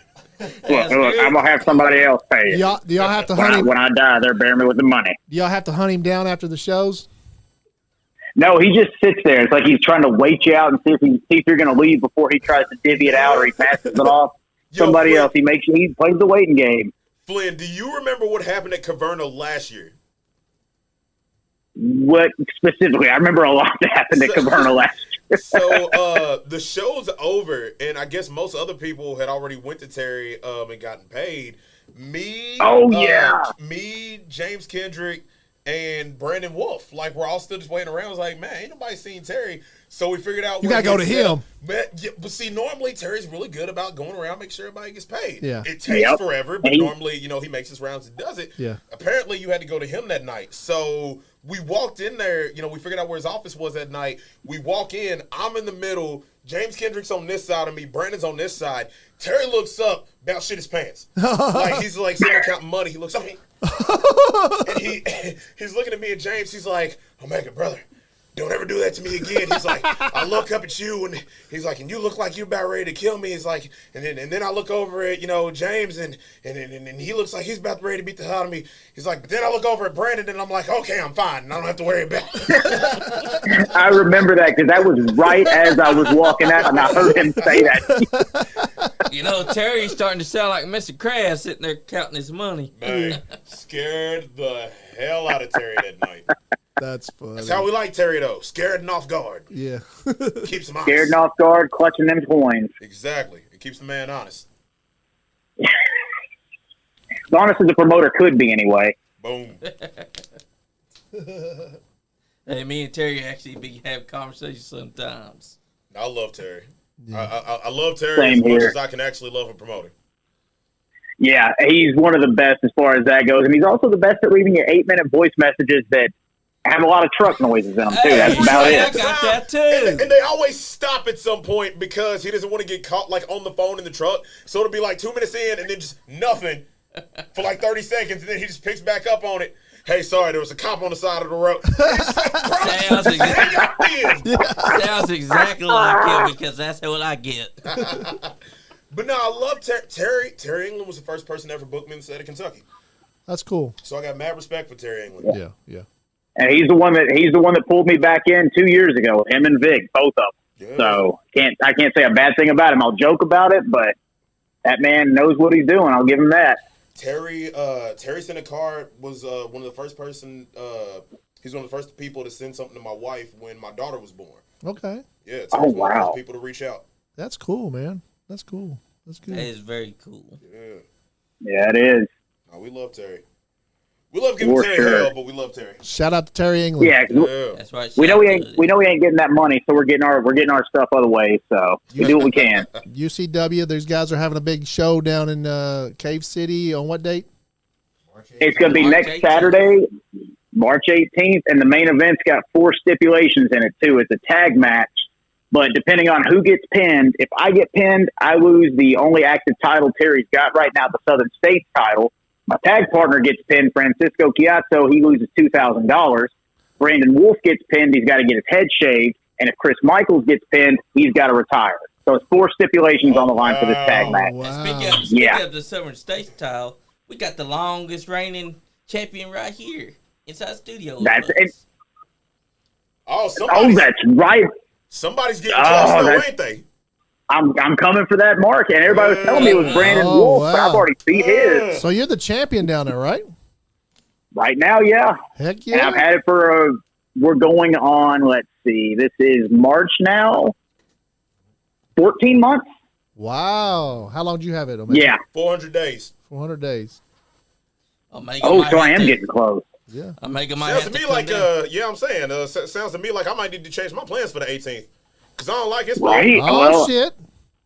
let me throw Brandon Wolf in your way, and then let me pin Chris Michaels, and we'll figure it out from there. All right. How's that sound? Okay. Who gets that can help me? $2,000 if that guy gets pinned? Whoever makes the pin. I guess it depends on who pays him, or if, let's see. Maybe Brandon Wolf could get a better Duran Duran cosplay if he got the money, or Chris Michaels could get more beer for the locker room. I don't know, Who, but like, so y'all get the money, or does Terry England get the money? Terry's going to have to fight both of us for that money. That's all I can say. Hey, he might. While y'all Oh, got him yeah. inside Coco, he's probably going to be fighting to grab the money and put it inside his pocket. Yeah. You got to Yeah, watch I'll him. Oh, God. I tell you what, that's That's You know what? $2,000. I've already beat the hell out of Brandon Wolf, and I need another match for Chris Michaels.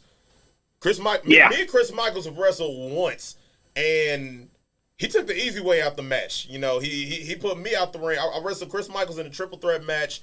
It was me, him, and Derek Neal, and he took the easy way out the match. He got rid of me and tried to focus on. No, he waited for me and Derek to focus on each other and slid in and picked the bones. So, like, nah, I need a one-on-one with Chris Michaels. Wait. There you Wait. go, Chris Michaels. You- if you're listening. Hang on. You had one more with him over this past summer because we tagged against him and Zodi on the fair tour. And same thing, he let Zodi do the heavy lifting. Yeah. So even Yep. still, I need a one-on-one with Chris Michaels. Oh, Chris Yep. Michaels, listening. Zodi, That's right, Chris Michaels. Omega wants you. Man, He wants a piece of you, Chris Michaels. yeah, I remember that match. That's He let it. Zodi do all the heavy lifting on that one. Now, see, you're making me because Chris Michaels was my dream match when I first started, like 15 years ago. But you're making me want to leave him now so that I can just take Brandon's hair and leave him for you to pick up the scraps. So that sounds like a good deal in my book. I'm all right with that. I'm with it. Harry, I hope you're listening. That's all I'm saying. I don't think Chris Michaels want that, but I'm with it. Throw him a six-pack. We'll be good. That does Wrestler- sound like a great match. Sean, you've been quiet over there. You got anything to ask to Omega? No. No. I mean, everything I've wanted to ask you, you've already done. You hit the He button. keeps pop. That ain't what your mama said. No. Oh. Questions I wanted to ask you, that Johnny to ask, or you've given the information. I kind of got nothing. I'm an open book, brother. Anything you want. I saw you wrestle one night, Vic the Bruiser, up in Frankfurt at KEPW. You still got that belt, don't you? You're still the champ down there, right? Yep. I don't know how to answer that. Yeah. Because, like, you were the last champ, right? I was the last champ. And KPW is technically defunct now. And I never lost the KPW heavyweight champion. You still got that belt? You were undefeated with I it. don't have the belt anymore. Oh, man. They should have let you keep that belt. I surrendered the belt, but again, like, I've not been pinned as KPW heavyweight champion. So you're still the champ. Yeah. Always be the champ. yeah. Boom. Forever champ. Yeah. Well, I remember they were in the crowd. There were 2 fans that were just all night. They were being assholes, just disruptive. I think they showed up. Why was you doing that? I wasn't one of them. I believe it. You weren't there. Shut There up. was these 2 fans. Well, why was you doing that? No, they were being just jerks. And after your match, usually, whatever happened in the crowd, as long as it don't really affect your match, but you got on there, you're in there selling. Is somebody calling in? Yeah, somebody's calling. Don't worry about it. And you were just like, I don't care what's going on over here. Start pointing where the whole fight going on. But y'all need to learn some damn respect over here. Damn straight. Which, it needed to be said, because those 2 were just being just like, and there was I wouldn't say a riot, but those 2, hell almost went down. That was one of the last few times I went to a KUPW show. Other times my shoot job got in the way and I couldn't make it, but I was just like, you kind of was like trying to keep semblance of order while Also, they paid to everything see going wrestling. down. I remember that, man. Yeah. That was, and my whole thing with that was trying to draw the attention back away from it, because I don't give a damn what it is. Whether it's wrestling, whether it's music, if you go into a stand-up comedy show, you pay your money for a ticket, you got the right to cheer or boo or say, whatever you want to. Diego's calling. You don't have the right to take away an experience. We got No, we're Diego. going to get to Diego in a minute. Okay. Because it's important. Okay. You pay for a ticket. You have the right to, say what you want, cheer, boo, do whatever. That's fine. You don't have the right to take that experience away from anybody else. And you don't have a right Amen. to take the experience away from the people in the ring. I get in the ring. Amen. I put my damn body on the line every single time, and I go to the absolute max. Exactly. I'll be damned if I'm busting my ass for somebody in the crowd to try and make the show about them. Damn straight. So it's like, no. It was like, I get it. There's a lot going on. I was like, don't give these idiots over here your attention. It's like, give your attention to the dudes that you paid money to see, to the dudes who are in here killing themselves to entertain you. And if you don't know how to show up, sit down, shut the hell up, and know how to act, don't come. We don't want your money. We Exactly. don't want you there. Exactly. If you That's right. don't know how to act, Yeah. stay the hell at home. If you don't Plus know you're- how to act, and even if you're saying some fucking stupid racist shit, don't fucking show up at the show. Stay Plus your you're fucking paid. ass at home. That part. Preach. Preach. Yeah. Preach. Exactly. Stay the fuck Like, at home. I'm in there Absolutely. trying to pay attention to the matches. You guys were all killing it, but I'm just like, Yeah. And to me, it's disrespectful if I don't speak to it, because, like you said, man, you paid your hard-earned money to see that, and then you got this bullshit going on over here. Yeah. So, like, how rude is that to you that Exactly, somebody else is 'cause I'm encroaching right on what next to you them. Exactly. spent money on? Yeah, and there's probably Yeah. kids in And the that audience and bullshit, everything. too. I'm saying, Exactly. And it's like say, for example, Andy and Johnny are getting into it in the show. We're trying to cause a big ruckus, whatever. But I'm like, I'm trying to enjoy these guys in the ring killing themselves to entertain me, and like, you guys are just making it all about yourselves. Yeah. And it's like, what the hell? And you made a good point. You were just like, you grabbed the mic and pretty much like, all right, guys, I'm over here.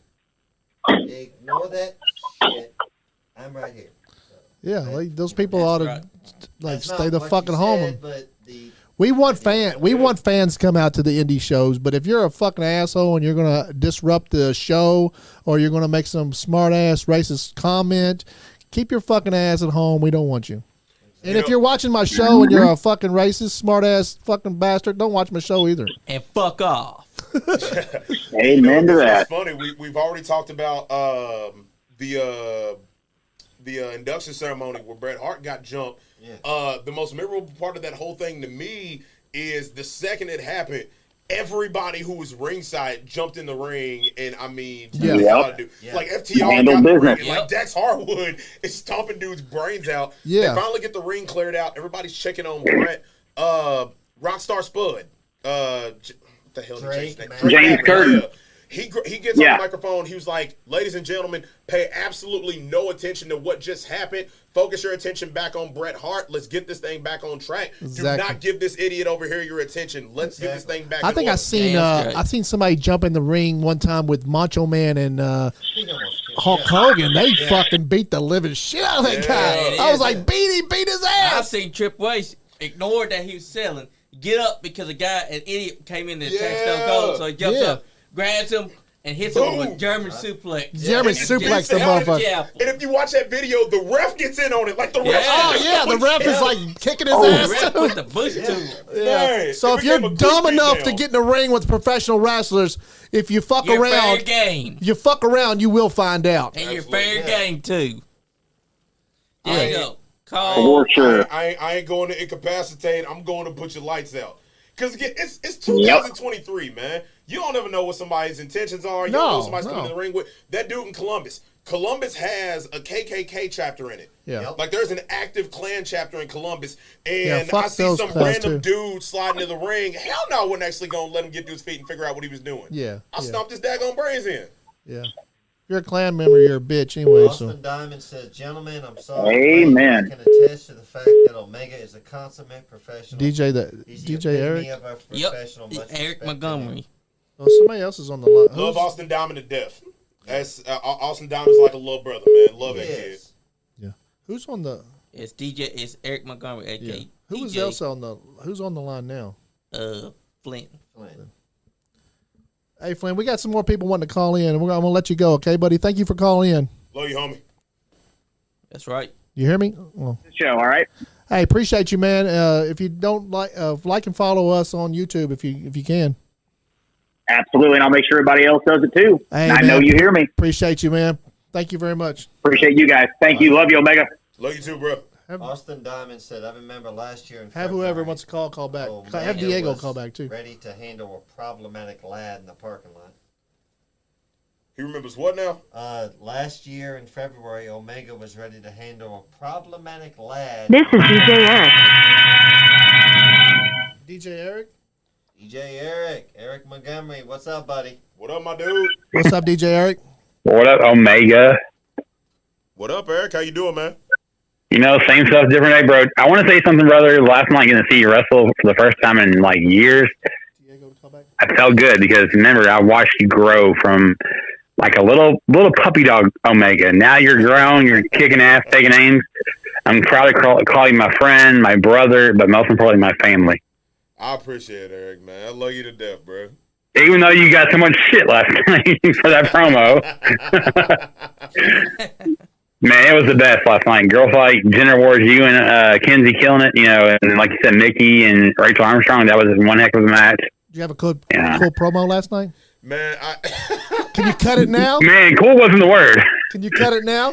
it's like the arena is the easiest place in the world to cut a promo because they're so paper skinned. There's such paper skinned wrestling fans, and it's anybody who's ever been to the arena knows the arena has a very particular demographic that it attracts, and they're so easy to speak to. Like the Southern Indiana crowd, it's so easy to get under their skin. That's right. Oh, the concession stands workers right. I heard him last night because he was talking about the women's right. I was like, oh my god, you're gonna get killed here. I mean, we're at a show. We're at an intergender show called Gender Wars. They want me to go out there and cut a promo, and I was like, okay, everybody in the crowd's from Southern Indiana. We got a whole lot of women in here. Oh, this will be easy. Yeah. So I spent half the promo. We all know Omega loves women because he was raised by a bunch of women and his family, his mother and his sisters. So for the record, like let's not confuse Omega the person with Omega the Pitbull. Yeah. You know, but and while Omega the person has nothing but respect for women, Omega the Pitbull went out there and was like, what's the easiest way to get on these people's skin? let's get over. We're in an agenda match. Let's get some heat tonight. Let's go ahead and get this out. So they, Charlene, Charlene the ref. Oh my God, that was the best. Incredible referee. Yeah. Charlene was supposed to be the ref of the match. Before I even started the promo, I start talking. It's like, I look over Charlene's like, no. It's like, we've already had a woman out here once, and we know how that last match went. Let's get an actual qualified official out here. Oh, wow. So we call a male ref out, and it's like, yeah, you're excused. You can get the hell out of here. You don't know what you're doing. And then from there, the crowd starts booing. All the women in the crowd are pissed off. So I was like, look, don't look at me like I'm some kind of sexist. It's like, I'm not. It's like, I believe I'm not a sexist. I'm not a no. Exactly. Yeah. It's like, I'm not a sexist. I'm not a chauvinist. It's like, I believe firmly in women's rights. I believe in a woman's right to have my dinner ready when I get home. I believe in a woman's right to sit down and shut the hell up. And I just went on and on and on. And these people are hating. And where was this? Where was this last night? You said Yes. Last night here in Jeffersonville. At the arena. Okay. Yeah. And I mean, so when they hit Kenzie's music and she comes out, she's automatically Superwoman. Yeah. All they want to see is her smack me in the mouth now. Do they do Tuesday night shows a lot down there? Not as much anymore. Yeah. Their next one is May 9th. Is the next girl fight. Boom. Anybody in Southern Indiana, Louisville area, May 9th, next girl fight. You are not gonna see competition like this anywhere else in the world, man. Most talented women on the face of the planet. Yeah. You had AEW, you got wrestlers, you had GCW wrestlers, you had the freaking Pitbull himself causing more hell than I've ever seen in that building. I've been in that building since it opened. But I love Omega for it. That's my bro, no matter what. Good guy, bad guy. Like I said last night, I don't like him as a good guy. If he ever plays a good guy. Good guy Omega's just not as much fun, man. Yeah. I like heel Omega. That's what I'm saying. Trying to act like, the happy-go-lucky, hey, everybody. It's not my style. Yeah. Exactly. Omega, I'm going to give you a compliment, brother. You know who you remind me of? Who? A younger Victor Bruiser. I'll take it. Yeah. And it's Eric, it's wild, man. Even before I actually met Vic, since I started in the arena, everybody that I met when I first broke in would always be like, this kid's like a young Victor Bruiser. He reminds me just of Victor Bruiser. And apparently when Vic came to those OSWA shows for the first time, somebody had said to him, we got this guy who looks and acts just like a young Victor Bruiser. And Vic's a legend. So he's probably used to people trying to make comparisons. So in Vic's brain, he was like, all right, whatever. He came in and he was so, when he first got here, he shook my hand. He was so quiet. He sat down in the seat like you did. And he didn't say much. And I was like, oh my God. I was thinking to myself, it's not going to, I'm going to have to pull, I'm going to have to pull teeth here. Because sometimes people come in and I'm like, I got to pull teeth. I got to when somebody like you comes in and you're talking a lot and you're being you, it's easier for me. Yeah. But if I get some guest and I got to pull teeth, I was like, oh my God. But soon as the show started, he was like, bam, it was one of my favorites. Yeah. One of my favorite podcasts of all time when he was in here. He's just a great guy. Just seemed like a really good guy. And then you called in and talked to him on the phone too. It was cool. And again, everybody kept telling him, man, we got this kid who looks and acts just like a young Victor Bruiser. And in his brain, he's like, all right, whatever. And then I came up to him and introduced myself. I stuck my hand out to him and was like, how you doing, sir? My name's Omega. He looked at me. And I think it was eerie to him because he was like, damn. Looking in the mirror here. He was like, what's your mom's name again? The first time I met Vic's family, I met his sister at a show in Muldrow, Kentucky, and the show's over. He walks me over to him. He's like, "Sis, this is my this is my son Omega," and she looks at me, she looks at him, she looks back at me, she looks at him again. She's like, Victor Lewis, do we need to have a conversation about something? Yeah, exactly. Is this a long lost kid that we don't know about here, Vic? Hey. You definitely came a long way, Omega. I remember those days from the OSWA. God, I don't forget them, but I remember them. It was dark times, bro. It was dark times. Oh yeah, we both come a long way. Look at you. This year marks 20 years for me in this business. God forbid, I don't know how I did it. See, and again, when Eric called in when Pops was on, and I made the statement that I did over the phone, I meant every single word of that because it was literally. When I first broke in and we were doing those Sunday shows, you would see people do stuff, and it's like, okay, you've got me on as a guest right now. If I held up your microphone and then just slammed it down as soon as we were done with the podcast and walked off, what kind of mess is that? And that's what people used to do with Eric's equipment. People would cut promos with Eric's equipment and like slam the microphones down and like use them as weapons and stuff like that. And he's like, bro, this is my stuff. And y'all already aren't paying me enough to be here. Exactly. And you're trashing my equipment. Yeah. Yep. Hey, Eric, we had somebody else wanting to call in. That's good. And, much love to you, Omega. Have fun. And y'all see you when I see you again. All right. Thank you, Eric. Hey, thanks for being such an awesome guest. Always. All right, buddy. Love you, man. Diego wanting to call. Oh, God. He's so funny, though, man. We were on such a Diego. Wake up my ego. Hola, hola, hola, hola. Hey, you're on the podcast with Omega. Yeah, whatever. It's not about Omega right now. It's not. Even though I do have much respect for Omega. I do have much respect. I would not step into the ring with him. Yes, of course, he couldn't handle me now. But even still, I got a little issue that I want to address right now. Kirkpatrick said that he might invite Omega to come help him battle Trinity. No. See, if Omega came to battle Trinity, he would fall into darkness, just like everyone else. Y'all don't want Omega up there. He'll take all you guys out. He would eat y'all alive. Even though every time I see Omega hit a clothesline, my chest hurts. He said his chest still hurts. I felt Crush him, that Omega. pain. What about his chops? Crush him. Diego, Yes. I've been to war. You say yes, sir. I've been to war with Victor Bruiser. I've been to war with Damian Wayne, Chase Stevens, Mr. USA, Larry Dees, Zodiac, Carlito, Alex Zane, Blake Christian. I went almost completely undefeated inside of a cage, 16-1. Lost one fight by discontinuation because I had my arm pulled out of socket and they would not let me finish. My coach literally popped it back in place, tried to prove that I had functionality of it, wouldn't let me finish the fight. Fight stopped by discontinuation. Me versus you would be the equivalent of Godzilla versus a moth. Not Mothra, an actual moth. The annoying little bugs that bump off the light. Because that's exactly what you are. You're an insect trying to stay in the light of something that you're not good enough to be in. I would crush you like a bug. This isn't even a competition.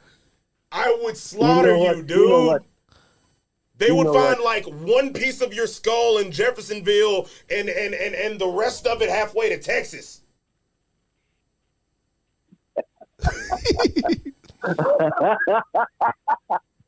You know what? You're right. You're right. I have the most respect for Omega, but now is not the time. Hey, Diego, we're going to let you go, okay? Oh, and Austin Hold Diamond on. said, Thank you for Hold on, calling in. Wait a minute. Wait a minute. What the freak? Where did you come from? What the? Oh! He's beating himself up. I give up. Thanks, Diego. I'm not even a drinking man, but I'm going to drink if you don't kick me off Omega, man. Austin Diamond said this. He said, Omega, I'm just throwing it out there. I've got a show April 22nd at your favorite venue. Oh, God. A.K.A. the Arena, Jeffersonville, Indiana. Man. Oh, okay. Respect, brother. What is Austin, that? I love you to death, bro. Pass. Is that Doomsday? Is that Doomsday? Yep, Doomsday Pro Wrestling. That's a doomsday show. Yeah. I don't. He's Austin's trying to put his reps in. We can deal with that, I guess. I don't think I would be very welcome at a Doomsday Pro Wrestling show. That's all You'd I'm be gonna say welcome about with that. open arms, but you wouldn't have no competition there. I mean, You would destroy everybody on that roster. I've destroyed just about everybody on that roster, man. Yeah. There's a couple of dudes on that roster I've been in the ring with, like in my early days, and I'm surprised they survived them matches. yeah. There's at least 3 guys on that show that, like, I have actually made cry in the ring. So, as far as Diego, like, have you helped train some of him or a little bit? How is he as a wrestler? Like, to you, like, what kind of pointers will you give to him? In all honesty, Yeah, in all honesty.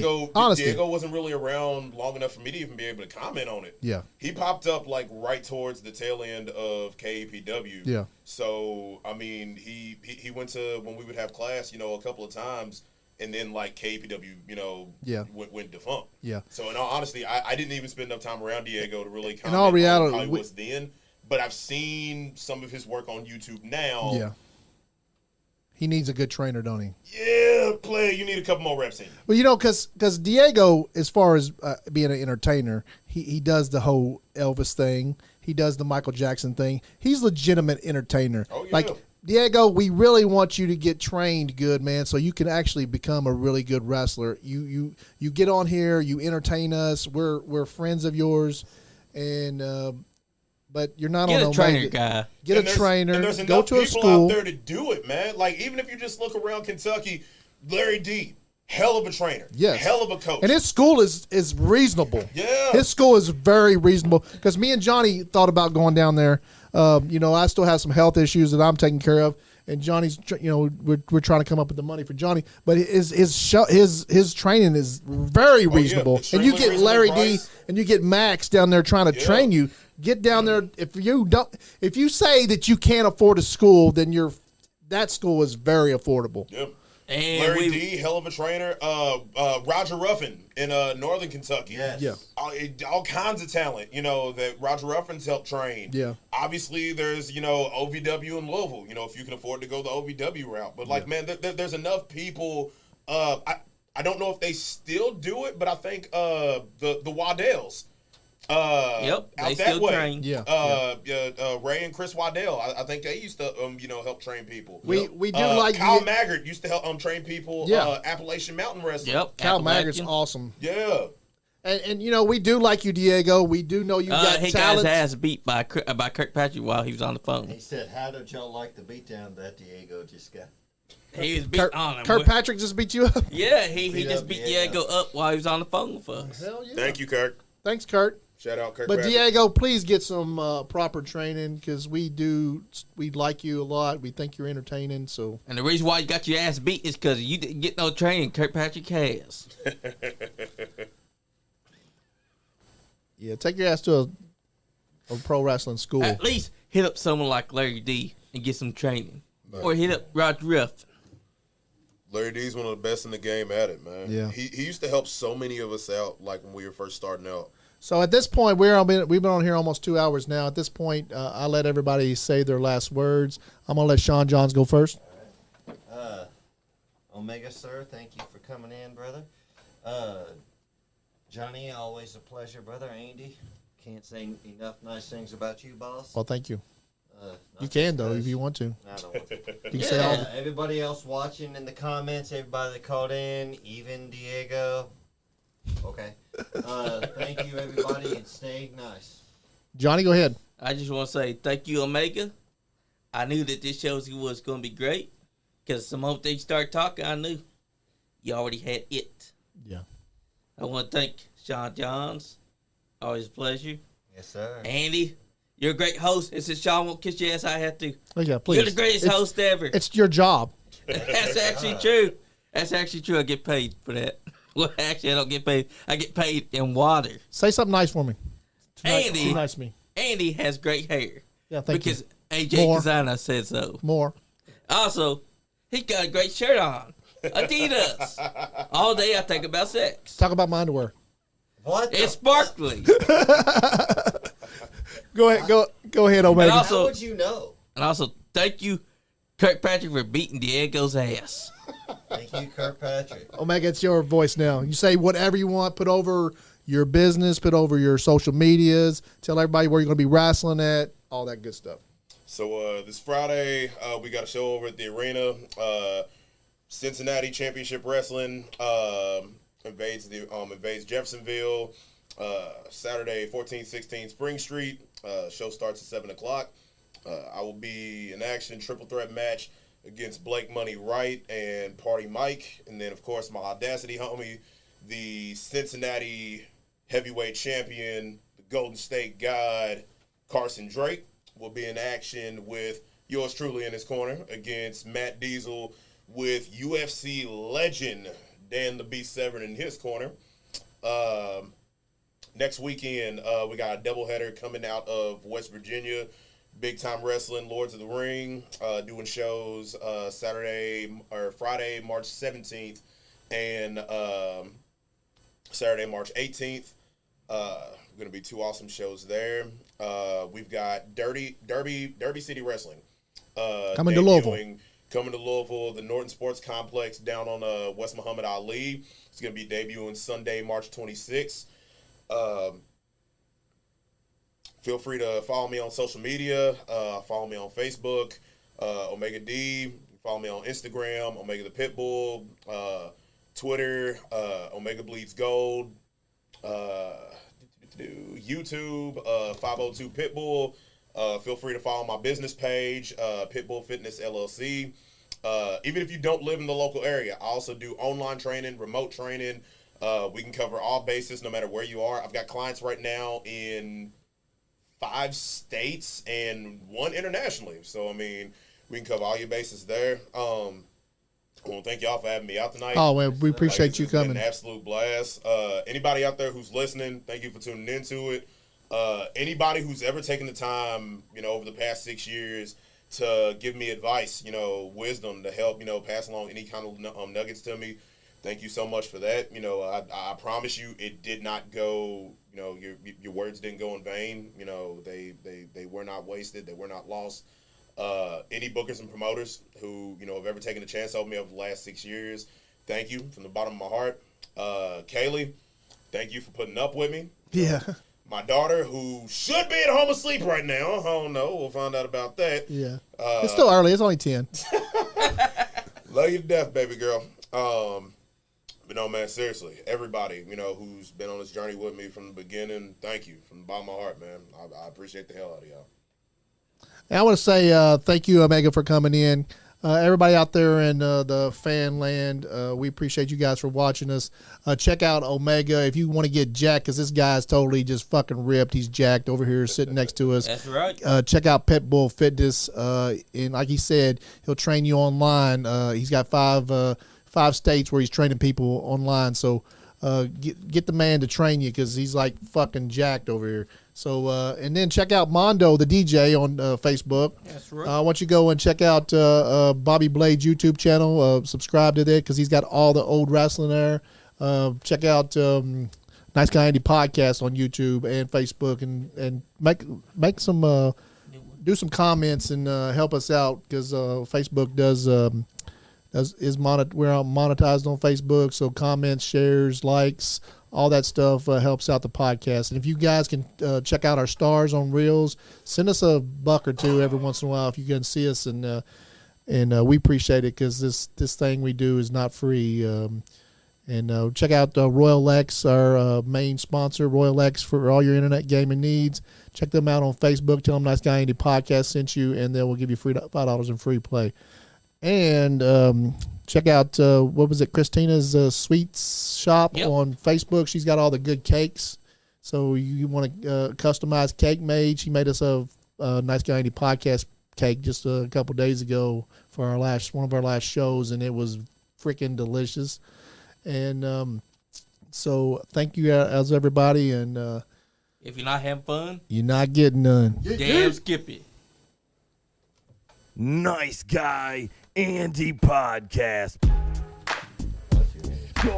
Oh, by the way, if everybody's still listening, go on the Facebook page and donate to Larry D's fund because his house burned. So yeah, check that out. That's right. Nice Guy Andy podcast. So this is our book. Get you to sign, write anything you want to write. Put your thing down there, like your business, and just. If he keeps popping off at the mouth, I'm gonna be his daddy. Anyways, you guys go on your little rinky-dink bullshit podcast. Oh shit! Nice Guy Andy podcast. Oh dear Lord. That's right. This is a Zodiac, and I'm telling you now, meditate, elevate, and dominate. Do it with the Nice Guy Indie podcast. Hell yeah. Thanks, man. Those were expensive shoes. That diamond is custom made. Expensive shoes. Anyways. Oh dear Lord. That's right. Ooh, yeah! That ain't what your mama said. That ain't what your mama said. Anyways. If he keeps popping off at the mouth, I'm gonna